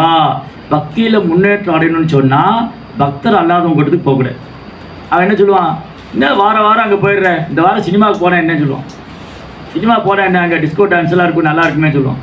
அது வேண்டாம், எனக்கு அது எந்த வரைக்கும் பிரயோஜனம் இல்லை, அது பொழுது வீணாக தான் போகும், நான் பொழுது நல்லபடியாக கழிச்சிடுவேன், பக்தர்கள் கூட போய் பஜனையெல்லாம் கேட்டு சந்தோஷமாக இருக்கும் இல்லையா. இது மாதிரி 6 விஷயம் பண்ணணும்னு சொல்கிறேன். எது பண்ணக்கூடாது, அத்தியாகாரா, அளவுக்கு அதிகமாக ஆசைப்படுறது. நமக்கு சக்தி எவ்வளோ தான் தெரியும், என் சம்பாத்தியம் எவ்வளோ தான், என்னால் எவ்வளோ தான் பண்ண முடியும். அதை விட்டுட்டு நான் வந்து அங்கே இடம் வாங்கணும், அதை சக்திக்கு மேலே லோனு போடணும், அப்புறம் வீடு வாங்கணும், அப்புறம் என்ன பண்ணுவோம், அந்த கழுது மாதிரி ஓட வேண்டியது இல்லையா. அப்போ அத்தியாகாரா, அளவுக்கு அதிகமாக ஆசைப்படக்கூடாது. ரொம்ப சிம்பிள். ப்ரோப்பா என்ன சொல்லியிருக்காரு, நம்ம வாழ்க்கையை ரொம்ப எளிமையாக வச்சுக்கணும். Simple living, high thinking. எளிமையான வாழ்க்கை, உயர்வான சிந்தனை. அப்போ நமக்கு ஒரு குடும்பம், குழந்தைகளை படிக்க வைக்கணும், அதுக்காக சம்பாதிக்கணும், நம்ம அன்றாட வாழ்க்கை தேவைகளை பூர்த்தி பண்ணிக்கணும், அப்புறம் கோயிலில் போய் ஏதாவது முடிஞ்ச சேவை பண்ணணும், எங்கேயாவது யாத்திரை போயிட்டு வரணும், அந்த மாதிரி ரொம்ப என்ன அத்தியாவசிய தேவைக்காக உழைக்கணும். ரைட். அப்போ அத்தியாகாரம். பிரயாசா, ரொம்ப பேராசைப்படுறது. நான் வந்து குலிமில் ஒரு இடம் வாங்கிட்டேன், அப்புறம் பெனாங் ஐலாண்டில் ஒரு இடம் வாங்குவேன், அதுக்காக லோன் போடுவேன். தேவையில்லையே, எனக்கு தங்கிறதுக்கு ஒரு இடம் போதுமே இல்லையா. நான் கிருஷ்ணர் மாதிரி விஸ்வரூபம் எடுத்தால் ஒரு இடத்துலையும் போய் தங்க முடியும், ஒரு இடத்துல தங்க முடியும். அப்போ ஒரு இடம் போதும் இல்லையா. ஸோ பேராசைப்படக்கூடாது. அத்தியார பிரஜல்பான என்ன சொன்னால், கிருஷ்ணரை தவிர மற்ற விஷயம்லாம் பேசுகிறது. அந்த அரசியல் கட்சி என்ன ஆகும், இந்த தடவை யார் ஜெயிக்க போகிறா, யார் தலைவர், எந்த தலைவருக்கு ஓட்டு போட போகிறீங்க, எந்த சினிமா நடிகர் என்ன ஆக போகிறாரு, இதெல்லாம் ஒரு பைசா பிரயோஜனம் இல்லை. அதனால கிருஷ்ணரை தவிர வேறு எதுவும் பேசக்கூடாது. பிரஜல்பா பிரஜல்பா, கிருஷ்ணரை பற்றி மட்டும் பேசணும். நியம ஆக்ரகான்னு சொன்னால் இந்த மாதிரிலாம் சொல்லிக் கொடுக்கணும் இல்லையா. தினமும் காலையில் எந்திரிக்கணும், குறைஞ்சபட்சம் நம்மளால் முடிஞ்ச அளவுக்கு மாலை ஜபம் பண்ணணும், இதெல்லாம் வந்து ஃபாலோ பண்ணணும். அது பண்ண மாட்டேன்னு சொன்னால் போச்சு. அதெல்லாம் எதுக்கு நான் பண்ண மாட்டேன்னா பக்தி வளர. ஜனசங்கா, பொழுதன்னைக்கு பக்தர் அல்லாதவங்க கூட போய் இருக்கிறது, அவங்ககிட்ட பேசி இருக்கிற கான்சியஸ்னஸும் போயிடும். அப்புறம் சோம்பேறித்தனம், இந்த ஒரு விஷயத்தை விட்டா பக்தியில் முன்னேறலாம். என்னது, சோம்பேறித்தனத்தை கை விட்டா பக்தியில் முன்னேறலாம். இது பக்தியில் மட்டும் இல்லை, வாழ்க்கையில் அப்படிதான். நல்ல பொழுதையெல்லாம் தூங்கி கெடுத்தவர்கள் நாட்டை கெடுத்ததுடன் தானும் கெட்டார். கேட்டிருக்கீங்களா அந்த பழைய பாட்டது. பள்ளிதனில் தூங்கியவன் கல்வி இழந்தான், பள்ளிதனில் தூங்கியவன் கல்வி இழந்தான், கொண்ட கடமையில் தூங்கியவன் புகழ் இழந்தான், இன்னும் பொறுப்புள்ள மனிதனின் தூக்கத்தினால் பல பொன்னான வேலையெல்லாம் தூங்குதப்பா இல்லையா. ஸோ எப்போ நம்ம தூக்கத்தை விரும்புகிறோமோ அப்போ நம்ம கும்பகர்ணனுக்கு நெருக்கமாயிடுவோம். ஸோ இந்த தூக்கத்தினால என்ன ஆயிரும்னு சொன்னால், பள்ளியில் ஸ்கூலில் போய் ஒழுங்காக பாடம் கவனிக்கலை, அவன் வந்து கேட்காமல அவன் ஃபெயில் ஆகிடுவான், அவன் பரிச்சை ஒன்றும் பெருசாக மார்க் வாங்க முடியாது. அதே மாதிரி வியாபாரம் பண்ணுறவனுக்கு தூக்கத்தை விரும்பினா வியாபாரத்தில் முன்னேற முடியாது. வேலை பண்ணுறவங்க எங்கெல்லாம் வந்து சோம்பேறித்தனம் இருக்கோ அப்போ போயிடும். அப்போ பௌதிகத்தில் கூட நம்ம சோம்பேறித்தனமாக இருக்கக்கூடாது. அப்படி இருக்கும்போது கிருஷ்ண பக்தியிலையும் சோம்பேறித்தனம் இருந்ததுன்னா முன்னேற முடியாது. அதனால் சோம்பேறித்தனத்தை கைவிடணும். யார் ஒருத்தர் சோம்பேறித்தனத்தை கைவிடுறாங்களோ அவங்க பக்தியில் முன்னேறிடுவாங்க. பக்தியில் முன்னேறிடுவாங்க. ஒரு ஒரு ஒரு ஒரு வீட்டில் ஒரு பெரிய வியாபாரி இருந்தார், பெரிய செல்வந்தர். அவருக்கு 2 பசங்க இருந்தாங்க, லல்லு கல்லுன்னு 2 பேர். அந்த அந்த அப்பாவுக்கு வந்து லல்லு கல்லுன்னு 2 பேர் இருந்தாங்க. இந்த லல்லு கல்லு ரொம்ப சோம்பேறிங்க. இவங்க அப்பா என்ன பண்ணார்னா, எப்படியாவது அந்த பசங்களை படிக்க வைக்கணும்னு ட்ரை பண்ணார். எப்படியாவது பசங்களை படிக்க வச்சிடணும், 1 2 3 அட்லி பேசிக்காக கணக்கு. இவர் பெரிய ஒரு இங்கே இருக்கிற மாதிரி ஒரு பெரிய பெரிய சூப்பர் மார்க்கெட்டில் வச்சுருக்காரு, பெரிய மர்ச்சன்டர், ஒரு பெரிய வியாபாரி. அப்போ என் பையனுக்கு வியாபாரம் பண்ணுறதுக்காவது கணக்கு தெரியும்ல, அதெல்லாம் சொல்லி கொடுத்தா படிக்க மாட்டேங்கிறான். எந்த எந்த எந்த டீச்சர் வந்து சொல்லி கொடுத்தாலும் படிக்க மாட்டேங்கிறான். கடைசியில் என்ன ஆச்சுன்னா, இவரெல்லாம் ஒரு விளம்பரம் கொடுத்தார், ஒரு பேப்பரில் விளம்பரம் கொடுத்தாங்க. ஏன்னா நிறைய டீச்சர் வந்து சொல்லிக் கொடுக்கப்போ இவன் படிக்காமல் அவங்க விட்டுட்டு போயிட்டாங்க. இந்த பசங்க உருப்பிட மாட்டாங்க, இந்த பசங்க வந்து உருப்பிட மாட்டாங்க, விட்டுட்டு போயிட்டாங்க. இவர் ஒரு நாள் பத்திரிகையில் விளம்பரம் கொடுத்தார். என்ன விளம்பரம் கொடுத்தாருன்னா, என் பிள்ளைங்க 2 பேருக்கும் யார் பாடம் சொல்லி கொடுக்குறாங்களோ, என் பிள்ளைக்கு பாடம் சொல்லி கொடுத்தா என்னோடய சொத்தில் பாதி நான் எழுதி கொடுக்குறேன், என்னுடைய சொத்தில் வந்து நான் பாதி எழுதி கொடுக்குறேன். அப்போது ஒரு டீச்சர் வந்தார். இந்த 2 பிள்ளைகள் சொல்லி கொடுத்தாலும் சொத்தில் பாதி கிடைக்குதா அப்படின்னு ஒரு டீச்சர் வந்தார். அவர் என்ன பண்ணார், நான் உங்கள் பிள்ளைகளுக்கு பாடம் சொல்லி தரேன். சரி, நீங்கள் ஒன்றும் வேண்டாங்க, ஒன்றும் கஷ்டம்லாம் வேண்டாம், என் பிள்ளைங்களுக்கு அடிப்படை கணக்கு சொல்லிக் கொடுங்க, 1 2 3 கூட்டல் பெருக்கல் அடிப்படை கணக்கு சொல்லிக் கொடுங்க, அது போதுன்னு. சரின்னு சொல்லிட்டு இவர் என்ன பண்ணுறார், ட்ரை பண்ணுறார். இந்த டீச்சர் வந்து முயற்சி பண்ணார், எப்படியா அந்த பசங்களை படிக்க வைக்கணும்னு. இந்த பசங்க பிடிவாதமாக இருக்கான், படிக்க மாட்டேது. சொல்கிறான், டேய் மாஸ்டர் ட்ரை பண்ணுவாரா, படிச்சிடாத, என்ன நம்மளை படிக்க வைக்கலான்னு பார்க்குறாரு. உறுதியாக இருந்துக்கோ. 2 பேர் பேசிக்கிட்டான். ஒரு நாள் என்ன பண்ணாங்க, இந்த லல்லு காலு 2 பேரும் மாஸ்டர் கூட நடந்து போகிறாங்க ரோட்டில், குரு கூட டீச்சர் கூட போகிறாங்க. எதுக்காக ஒரு எருமை மாடு வந்தது. எதுக்காக ஒரு எருமை மாடு வந்தது. டீச்சர் கேட்டார், லல்லு அந்த எருமை மாடுக்கு எவ்வளோ கால் இருக்கு? அவன் சொன்னா 1 2 வாய் பொத்தி. அவர் 1 2 3 சொல்ல வைக்க பார்க்குறாரா? சொல்லிடாத நீ. இவன் வாய் பொத்திட்டான். அப்போ என்னாச்சு, மாஸ்டர் ஃபெயில் ஆகிட்டார். என்னடா அது எப்படியாவது இவனை 1 2 3 சொல்ல வச்சலான்னு பார்த்தா என்ன பண்ணிட்டான், கூட உள்ள வாய் பொத்திட்டே அவர் நம்ம 1 2 3 சொல்ல வைக்க பார்க்குறாரா, சொல்லிடாதான்னா. சரி ஒரு ட்ரை பண்ணிகிட்டே இருக்கார் படிக்க வைக்கணும்னு. ஒரு நாள் என்ன பண்ணாங்க, மாஸ்டர் வந்து ஹாலில் படுத்துருக்கார். இந்த பசங்க எல்லாம் குரு அவங்க வீட்டிலே தங்கிட்டார். இவங்களுக்கு இப்படியா பாடம் சொல்லி கொடுத்து சொத்துல பாதி வாங்கிட்டு போகணுன்னு. இவர் வீட்டிலே தங்கியிருக்காரு. திடீர்னு பார்த்தா நைட்டு குப்பு குப்புன்னு புகை வருது. யாரோ சிகரெட் பிடிக்கிறாங்க. என்னடா மாஸ்டர் வந்து இவன் என்ன நினச்சா, அந்த 2 பசங்களும் மாஸ்டர் தூங்கிட்டாங்கன்னு சிகரெட் பிடிச்சிட்டு இருக்கான். இந்த 2 பையங்களும் மாஸ்டர் தூங்கிட்டாரா திருட்டுத்தனமாக சிகரெட் பிடிச்சான். இவருக்கு ஸ்மெல் வந்துருச்சு, யாரோ சிகரெட் பிடிக்கிறாங்களே. எந்திரிச்சு பார்த்தா அந்த லல்லு கையில் சிகரெட் இருக்கு. டேய் லல்லு, நீ சிகரெட் பிடிச்சியாரா? இவன் கேட்குறேன். இவன் சொன்னான், சார் நாங்கள் நல்லா தூங்கிட்டு இருந்தோமா, யாரோ எங்கள் கையை யூஸ் பண்ணி சிகரெட் பிடிச்சிட்டாங்க சார். எங்களுக்கு என்ன நடந்துன்னே தெரியாது, யாரோ எங்கள் கையை யூஸ் பண்ணி சிகரெட் பிடிச்சிட்டாங்கன்னு. அப்போ எந்த அளவுக்கு மாஸ்டர் முட்டாளாக்கிருப்பான் பாருங்க. அவர் சொன்னார், இந்த பசங்களுக்கு பாடமே சொல்லித்தர முடியாது, உருப்பிட மாட்டாங்கன்னு போயிட்டு. அந்த மாதிரி சில நேரங்களில் வந்து இது என்ன சொல்கிறாருன்னா, இந்த கதையில் பக்தி சித்தாந்தம் மாதிரி சில நேரங்களில் வந்து பக்தர்கள் நம்ம நிறைய சொல்லி தருவாங்க. நான் பண்ண மாட்டேன்னு பிடிவாத மாதிரி தானே பண்ண முடியும். ஓ வந்து நான் ரொம்ப வருஷமாக வரேன், அவங்களை தீட்சை வாங்க வைக்கணும்னு பார்க்குறாங்க, நம்ம வாங்கக்கூடாது, உறுதியாக இருக்கணும். ஏன்னா தீட்சை வாங்கினா ஃபாலோ பண்ணணும், 16 மாலை ஜெபம் பண்ணணும், 4 இது மாதிரி கடைப்பிடிக்கணும், ஏகாதசி விரதம் இருக்கணும். ஓ நான் டிவோட்டி ஆகிடுவேன், அப்போ வேண்டாம் இப்படி இருந்துக்கலாம். ஸோ மைண்டு வந்து நம்மளை வந்து இந்த மாதிரி டிக்டேட் பண்ணும். மைண்டோட வேலை என்னென்னா நம்மளை கெடுக்கிறது தான் மனதோட வேலையே. ஏன்னா மனதுக்கு இது பிடிக்காது. ஏன்னா காலங்காலமாக மனது வந்து ஜீராவில் ஊறின குலோப் ஜாமுன் மாதிரி புலன்பத்தில் மூழ்கி. இந்த குலோப் ஜாமுன் இருக்கு இல்லையா, அது ஜீராவில் ஊற ஊற சுவையாகிட்டே இருக்கும். அந்த மாதிரி நம்ம நினைவு கேட்டாத காலத்துலேருந்தே புலன்பத்தில் மூழ்கி போயிட்டோம். புலன்பத்தில் மூழ்கி போயிட்டோம். அதனால தான் நமக்கு பெரிய கஷ்டமாக இருக்குது. அப்புறம் ஒரு டீச்சர் வந்தார், ஒரு பிராமணர். அந்த பிராமணர் என்ன பண்ணார், ஒரு பையன், அந்த பக்கத்து வீட்டில் ஒரு பையன் இருந்தான். அவன் பேர் வந்து மகேஷ் பாபு. மகேஷ் பாபு என்ன பண்ணால், அவன் நிறைய சிகரெட் பிடிச்சிட்டு இருந்தான். சிகரெட் பிடிப்பான், தண்ணி போடுவான். அவன் சொன்னான், அந்த பிராமணர் போய் சொன்னார், மகேஷ் பாபு நீ சிகரெட் பிடிக்காரா, நரகத்துக்கு போவேன்னா. அவன் சொன்னான், எங்கள் அண்ணன் கணேஷ் பாபு சிகரெட் பிடிக்கிறானே, அவனும் நரகத்துக்கு போவான். எங்கள் சித்தப்பா ரமேஷ் பாபு சிகரெட் பிடிக்கிறாரு, அவரும் நரகத்துக்கு போவார். அப்புறம் எங்கள் அப்பா மகேஷ் பாபு அவரும் வந்து தண்ணி போடுறாரு, அவரும் நரகத்துக்கு போவார். அப்பாடா நான் பயந்துட்டு இருந்தேன், நான் மட்டும்தான் நரகத்துக்கு போவேன்னு. இப்போ போனவங்களெல்லாம் அங்கே பார்க்கலாம், எங்கள் ஃபேமிலி அங்கே இருக்கும், அப்போ நான் சந்தோஷமாக இருப்பேன்னு. இதுதான் அறியாமல். ஸோ நம்ம வந்து என்ன பண்ணணும்னா, மற்றவங்க எல்லாம் வந்து பக்திங்கிற பேரில் ஏதோ பண்ணிகிட்டு இருக்காங்க, பண்ணாமல் இருக்காங்க. நமக்கு வந்து பிரபுவோடைய கருணையால் நல்ல குரு கிடச்சிருக்காரு, நல்ல சங்கம் கிடச்சிருக்கு. நம்ம பக்தியில் முன்னேற்றத்துக்கான வேலை என்னன்னு பண்ணணும். நம்ம கிருஷ்ண பக்தியில் எப்படி முன்னேற்றம் அடையணும், பகவான் நாமத்தில் எப்படி நம்ம உற்சாகம் பண்ணி அதில் சுவையை வளர்த்துக்கணும். ஒரே ஒரு விஷயம் நம்ம மனசில் இருக்கணும், இந்த பிரிவில் நான் பகவான்கிட்ட திரும்ப போகணும். இந்த பிரிவில் நான் பகவான்கிட்ட திரும்ப போகணும்னா இந்த குணங்களை நான் வெல்ல வேண்டும். காமம், கோபம், பேராசை, பொறாமை, அகங்காரம், இது போகணும்னா நான் வந்து பக்தி யோகத்தில் சொன்ன நெறிமுறைகளை கொஞ்சம் சின்சியராக ஃபாலோ பண்ணேன்.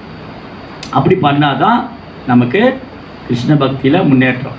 இல்லை பேரளவு பக்தி பண்ண என்ன ஆகுன்னா, நான் ரூல்ஸ் அண்ட் ரெகுலேஷன் ஃபாலோ பண்ணேன், நான் வந்து எந்த சட்டத்தை பின்பற்ற மாட்டேன், நான் பாட்டுக்கு நினச்சா வருவேன், நினச்சா போவேன்னா பக்தியில் முன்னேற்றமே இருக்காது.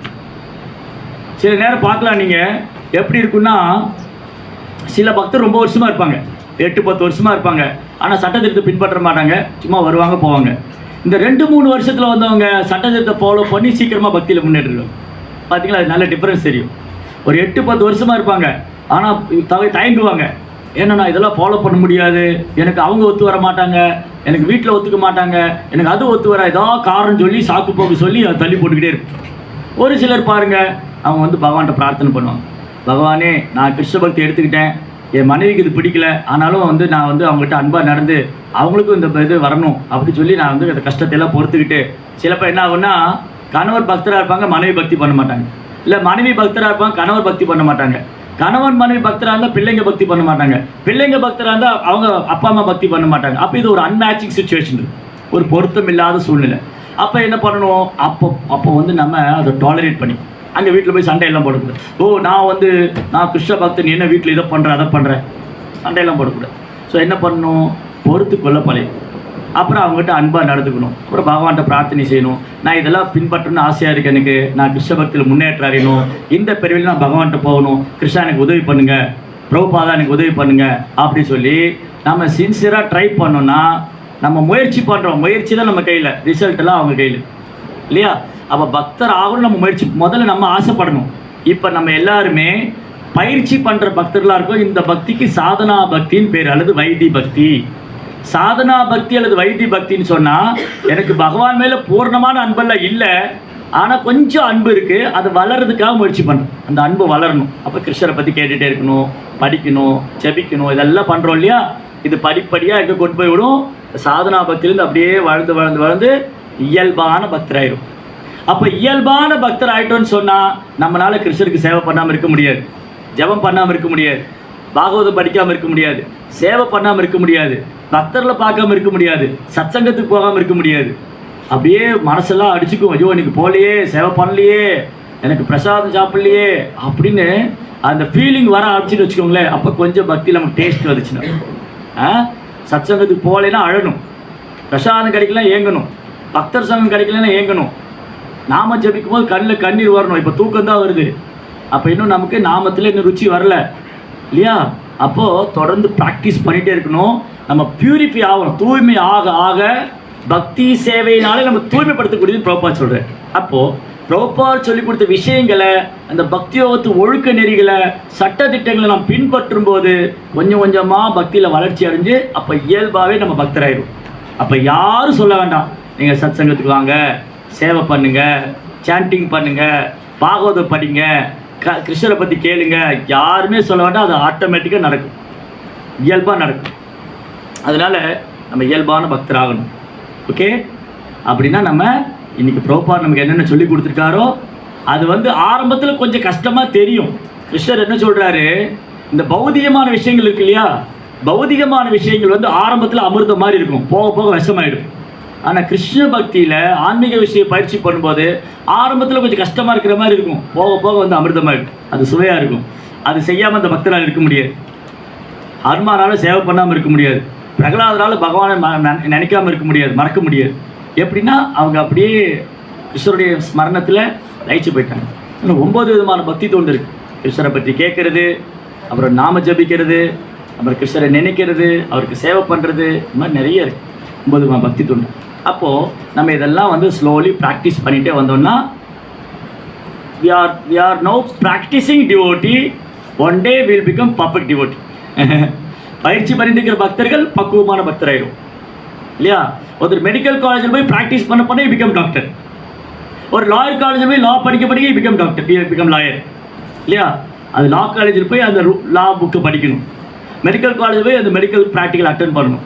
ஸோ அது பண்ணிகிட்டே வரைச்சா என்னவா, ஒரு டாக்டராகவோ வக்கீலாவோ இன்ஜினியரோ ஆகிடுவோம். அதே மாதிரி நான் பக்தியை பயிற்சி பண்ண என்னாலும் நான் பக்தர் ஆகிடுவேன். ஹரே கிருஷ்ணா. ஜெய் ஸ்ரீ பிரபுபாத் கி. ஏதாவது கேள்விகள் சந்தேகம் இருந்தால் கேட்க. இது நல்ல வாய்ப்பு, யாராவது எந்த சந்தேகங்கள் இருந்தால் கேட்கலாம். ஹரே கிருஷ்ணா. ஒரு மாதம் இங்கே இருக்காங்க, இன்னும் ஒரு வாரம் தான் இருக்க போகிறாங்க, குரு கிளம்பிடுவாங்க. அதனால் நல்ல கேள்வி பதில்கள் சந்தேகம் தான் நீங்கள் கேட்கலாம் தாராளமாக. ஹரே கிருஷ்ணா.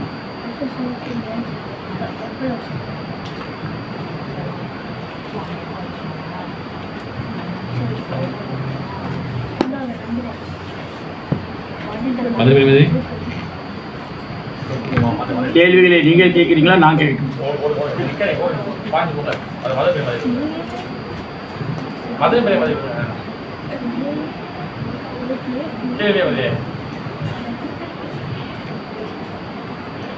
ஓகே, அங்கே அங்கே சொல்லுங்க.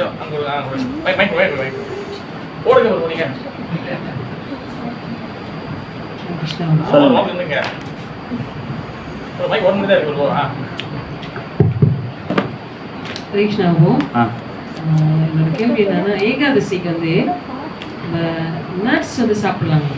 நட்ஸ் சாப்பிடலாமே. கிரவுண்ட் நட், கேஷ்யூ நட், பாதாம் நட், எல்லா நட்ஸும் சாப்பிடலாம். பருப்பு வகைகள்லாம் சாப்பிடக்கூடாது. இந்த துவரம் பருப்பு, கடலைப்பருப்பு, அந்த மாதிரி பருப்பு வகைகள் சாப்பிடக்கூடாது. நட்ஸ் சாப்பிடலாம். கீரை வகைகள், கீரை வகைகள் பொதுவாக எடுக்க மாட்டாங்க. கீரை ஃப்ரூட்ஸ் அண்ட் ரூட்ஸ் தான், பழங்கள், கிழங்கு வகைகள். Cabbage okay. கேபேஜ் வந்து ஒரு ஃப்ளவர் மாதிரி தான் அது. ஆமாம், இட்ஸ் ஓகே. பீன்ஸ் காய்கறியில் வந்து பீன்ஸ் வகை காய்கறி தான் இருக்கக்கூடாது. அவரைக்காய், கொத்தவரங்காய், பீன்ஸு அந்த வெரைட்டி உள்ள காய்கறி இருக்கக்கூடாது. உருளைக்கிழங்கு, அப்புறம் மரவள்ளிக்கிழங்கு, அப்புறம் வந்து கேரட், அப்புறம் கேபேஜ் இதெல்லாம் எடுத்துக்கலாம். எது கேட்குறாரு?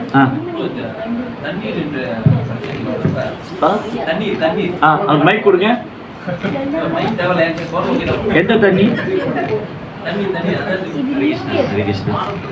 பானம் செய்யறாங்களா அந்த அன்னைக்கு பாத்தீங்கன்னா பொதுவா நம்ம அந்த அன்னைக்கு குடிக்கிற தண்ணி ஒரு அளவுக்கு தான் இருக்கும். ஆனா ஏகாதசி பாத்தீங்கன்னா பல விதமா இருக்கும்.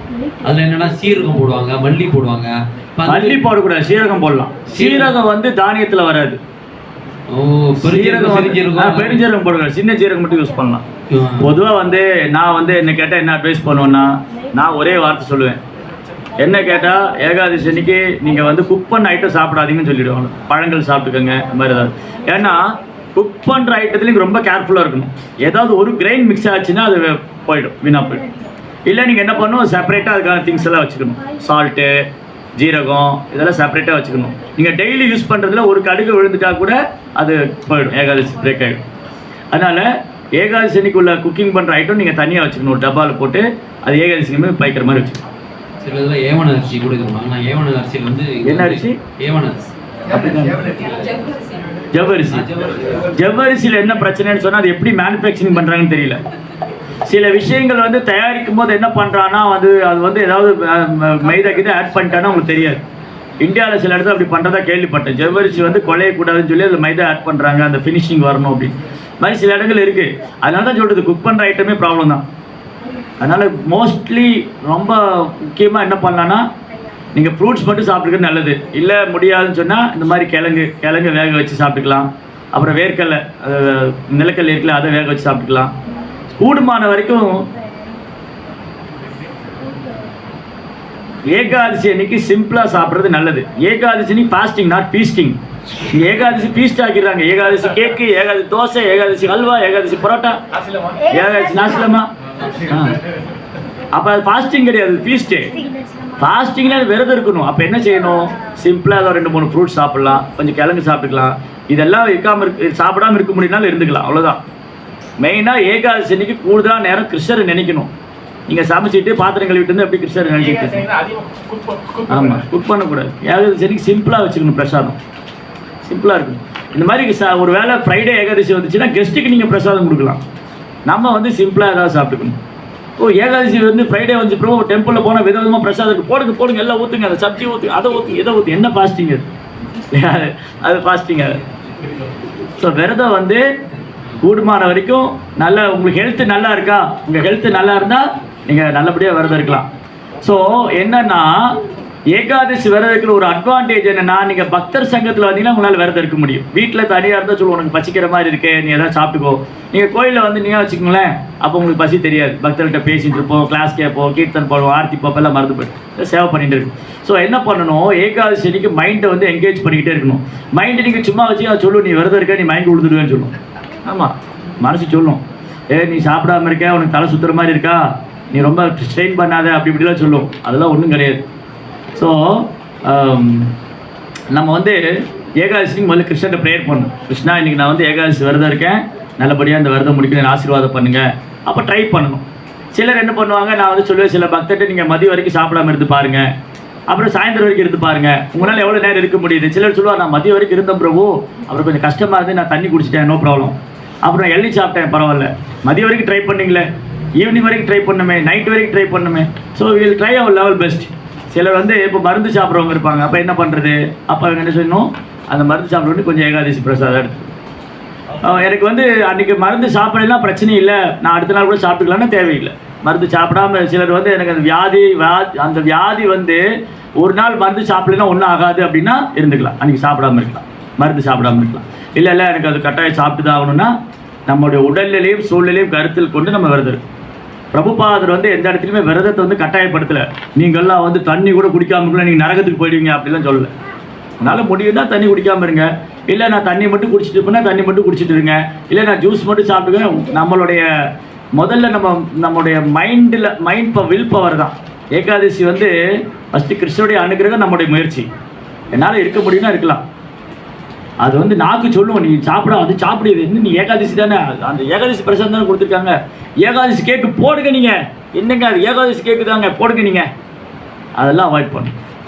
ஸோ எவ்வளோக்கெவ்வளோ நம்ம ஏகாதசினிக்கு இந்த விரதம் இருக்கிறோமோ அவ்வளோக்கெவ்வளோ நமக்கு கிருஷ்ணரை பற்றி நிறைய ஜபம் பண்ணலாம். அன்றைக்கி என்ன பண்ணணும், ஏகாதசினிக்கு நிறைய பக்தர் சேர்ந்துக்கிட்டு ஒரு 20 மாலை 30 மாலை எக்ஸ்ட்ரா ரவுண்ட் சேன் பண்ணணும், பாகவதம் படிக்கணும், பாகவதம் கேட்கணும். அன்றைக்கி கூடுதலான நேரம் கிருஷ்ணருடைய நினைவில் இருக்கும். அது மாதிரிலாம் பண்ணும்போது என்ன ஆகும், நான் சொன்ன மாதிரி கிருஷ்ணர் மேலே கொஞ்சம் கொஞ்சமாக அன்பு அதிகரிக்கும்.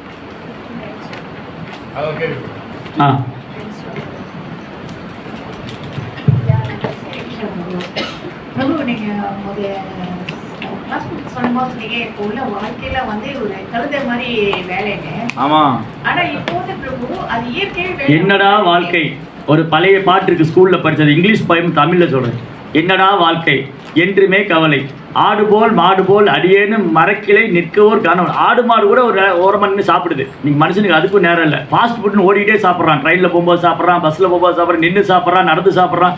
நான் பார்க்குற மலேசியில் டிவோட்டி கூட நடந்துகிட்டே சாப்பிட்றாங்க. நடந்துட்டு சாப்பிட்றது, நின்றுட்டு சாப்பிட்றது, ஓரமாக போய் சாப்பிட்றது. பிரசாதம் வந்து நம்ம ஹானர் பண்ணுறோம், கீழே உட்காந்து இந்த மேட் போட்டு கீழே உட்காந்து சாப்பிடணும். பிரசாதமும் கிருஷ்ணர் வேறு வேறு இல்லை. அது ஓடிட்டு சாப்பிட்றது, நடந்துட்டு சாப்பிட்றது, ஓடுறது போகிறது மேலே போய் நின்று சாப்பிட்றது, அதெல்லாம் பண்ணக்கூடாது. ஆமாம், பிரசாதம் வந்து ஹானர் பண்ணணும். நீங்கள்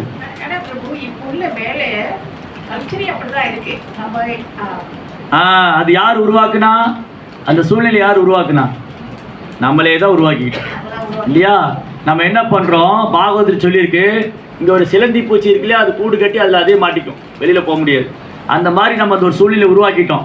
12 மணி நேரம் 16 மணி நேரம் வேலை செஞ்சால் தான் சம்பாதிக்க முடியும், அப்படி சம்பாதிச்சா தான் குடும்பம் நடத்த முடியும், அப்போ தான் கார் லோன் கட்ட முடியும், அப்போ தான் வீட்டு லோன் கட்ட முடியும் அப்படின்னு ஒரு சூழ்நிலை நம்ம உருவாக்கிட்டோம். இப்போ வேறு வழி இல்லை, கஷ்டப்பட்டு தான் ஆகணும். அப்போ அதுலேருந்து என்ன பண்ணணும், அப்போ என்ன பண்ணணும்னா என் பக்தியும் வீணாகக்கூடாது, நான் வேலையும் செய்யணும். அதுக்கு தகுந்த மாதிரி நம்ம வேலையை வச்சுக்கணும். இப்போ உதாரணத்துக்கு இவர் ஒரு கம்பெனியில் ஒர்க் பண்ணுறாருன்னு வச்சுக்கோங்க. இந்த கம்பெனியில் 12 மணி நேரம் வேலை வாங்குறான். இவர் என்ன பண்ணணும், இந்த வேலையில் இருந்துட்டு அடுத்து ஒரு 8 மணி நேரம் எங்கேயாவது வேலை பார்க்கும்போது ஒரு வேலை கிடைக்குமா, கொஞ்சம் சம்பளம் கம்மியானாலும் பரவாயில்ல, அதை வச்சு நான் மேனேஜ் பண்ணிங்கன்னா மாறி. ஏன் யாரோ ஒருத்தர் புலன் பண்ணிக்கிறது, நான் ஏன் 12 மணி நேரம் நாயாக போய் உழைக்கணும், என்ன அவசியம் இருக்குது இல்லையா, தெரிய மாட்டேங்குது நம்ம. புரிஞ்சுங்களா. அப்போ என்ன பண்ணணும், உடனே வேலையை விட்டுற முடியாது. ஓ பிரபு சொன்னார் நீங்கள் கழுது மாதிரி உழைக்கிறேன்னு நீ வேலையை விட்டு ஆசிரமத்தில் உட்காந்துட்டு அப்படி பண்ண முடியாது. ஸோ என்ன பண்ணலாம், எங்கெங்கே அட்ஜஸ்ட் பண்ணலாம். அதாவது ப்ரோப்பா என்ன சொல்கிறாரு, நம்முடைய வாழ்க்கையை கிருஷ்ண உணர்வு பாதிக்காத அளவுக்கு நாம் அமைத்து கொள்ள வேண்டும். நமது வாழ்க்கையை எப்படி அமைத்து கொள்ள வேண்டும், கிருஷ்ண உணர்வை பாதிக்காத அளவுக்கு. You mould in your life such a way that you can practise Krishna conscious very nicely. Krishna உணர்வை பின்பற்றுவதற்காக உங்கள் வாழ்க்கையை அமைச்சிக்கணும். அப்போ அதுக்கு தகுந்த மாதிரி வேலை, அதுக்கு தகுந்த மாதிரி வருமானம், அதுக்கு தகுந்த மாதிரி கமிட்மெண்ட்டை பெருசாக வச்சுக்கிட்டா நீங்கள் பெருசாக ஓடிக்கிட்டே இருக்கணும். கமிட்மெண்ட்டை சின்னதாக வச்சுக்கிட்டா சிம்பிளாக இருக்கும். அதனால் பிளான் பண்ணும்போது சின்னதாக பிளான் பண்ணிக்கணும், பெருசாக பிளான் பண்ணால் அப்போ மாட்டிக்கணும்.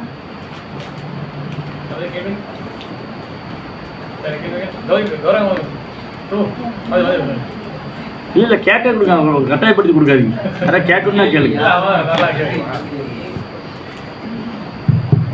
சின்ன கேள்வி, நம்ம இந்த கிருஷ்ணா ஜென்மாஷ்டமி எல்லாம் செய்யறோம்ல, அப்போ அந்த அன்னைக்கு வந்து ஃபுல் ஃபாஸ்டிங்கா இருப்பாங்க. ஆமா, 12 மணிக்கு இந்த மாதிரி ஃபாஸ்டிங் அந்த அன்னைக்கு பார்க்க நல்லா ஹாப்பியா. பலராமர் ரொம்ப கருணை வாய்ந்தவர், மதியத்தோட விரதம் முடிஞ்சிடும். கிருஷ்ணருக்கு கருணையே இல்லை, நைட்டு 12 மணி வரைக்கும் விரதம் இருக்க வைக்கிறார் இல்லையா. அப்போ அந்த விரதம் ஏன் கொடுக்கணும், நம்ம அவ்வளோ கஷ்டப்பட்டு அந்த விரதம் எடுக்கணும் 24 hours. அதான் நான் கிளாஸ்லேயே சொன்னேனே, நாம் புலன்களை கட்டுப்படுத்தணும்னா அதுக்கு மாதிரி கொஞ்சம் விரதம் இருக்கணும். ஏன்னா பொதுவாக நம்ம சம்பிரதாயத்தில் என்ன சொல்லியிருக்காங்க ஆச்சாரியர் வந்து, இப்போது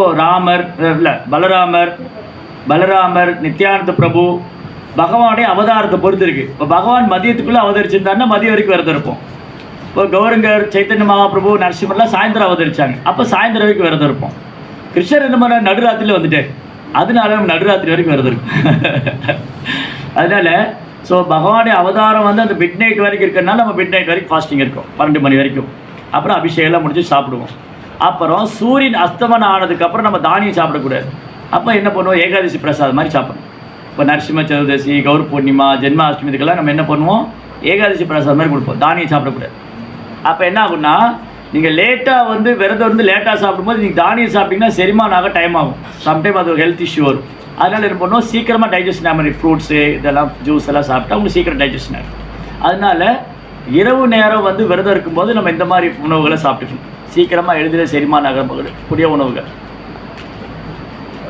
ஸோ விரதம் இருக்கிறது எதுக்குன்னா, இந்த மாதிரியெல்லாம் உடலை வருத்திக்கிட்டு விரதம் இருந்தால் தான் கிருஷ்ணர் வரம் கொடுப்பாருன்னு இல்லை. இந்த மாதிரியெல்லாம் உடலை வருத்திட்டு கிருஷ்ணர் விரதம் இருந்தால் தான் கொடுப்பாருன்னு இல்லை. நான் ஏன் விரதம் இருக்கேன், அந்த மாதிரி என்னுடைய அன்பை நான் கிருஷ்ணர்கிட்ட வெளிப்படுத்துகிறேன். என்னுடைய அன்பை வெளிப்படுத்துகிறேன். நான் வந்து முன்னே சொன்ன மாதிரி என் புலன்களை கட்டுப்படுத்தணும். இந்த புலன்களுக்கு நான் விதவிதமாக கொடுத்துட்டே இருந்தேன்னா அது எப்படி நான் கட்டுப்படுத்துறது? விதவிதமாக சாப்பிட்டுட்டே இருந்தால் எப்படி புலன்கள் கட்டுப்படும்? புலன்களை கட்டுப்படுத்தினா நாக்கை கட்டுப்படுத்தணும். நாக்கு, வயிறு, பாலுறுப்பு இதெல்லாம் ஒரே லைனில் இருக்குது, ஸ்ட்ரைட் லைனில். ஸோ நீங்கள் நாக்கை கட்டுப்படுத்தாத வரைக்கும், நம்ம நாக்கை கட்டுப்படுத்தாத வரைக்கும் புலன்களை கட்டுப்படுத்த முடியாது. அதனால தான் ஆசிரமத்தில் நாங்கள் 2 வேளை தான் சாப்பிடுவோம்.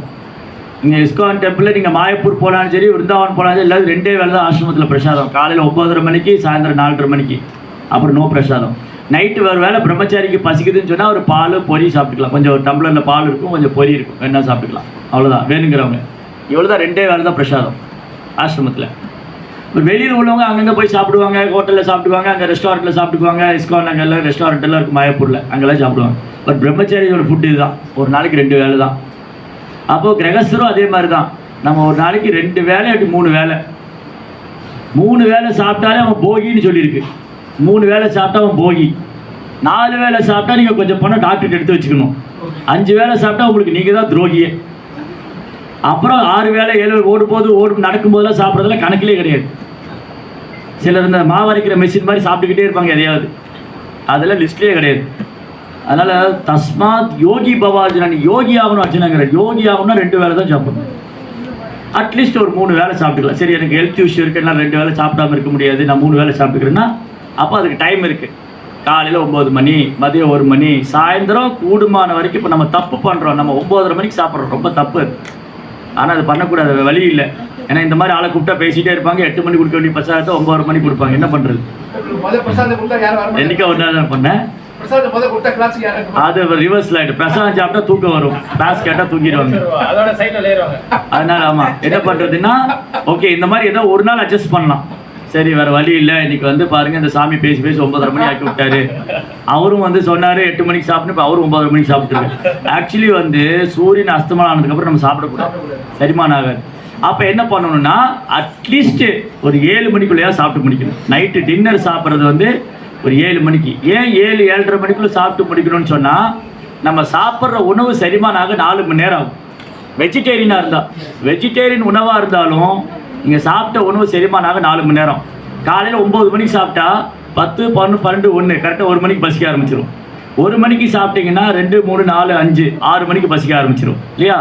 அப்போ நம்ம என்ன பண்ணுறோம், 1 மணிக்கு காலையில் 7 மணிக்கு சாப்பிட்டு 9:30 மணிக்கு சாப்பிட்டு, அதுக்கப்புறம் இடையில டீ பிரேக்கு அதை ஒன்று சாப்பிட்டு, அப்புறம் மதியம் சாப்பிட்டு, அப்புறம் சாயந்தரம் சாப்பிட்டு, நைட் சாப்பிட்டு வயிறு பெருசானதான் மிச்சம்.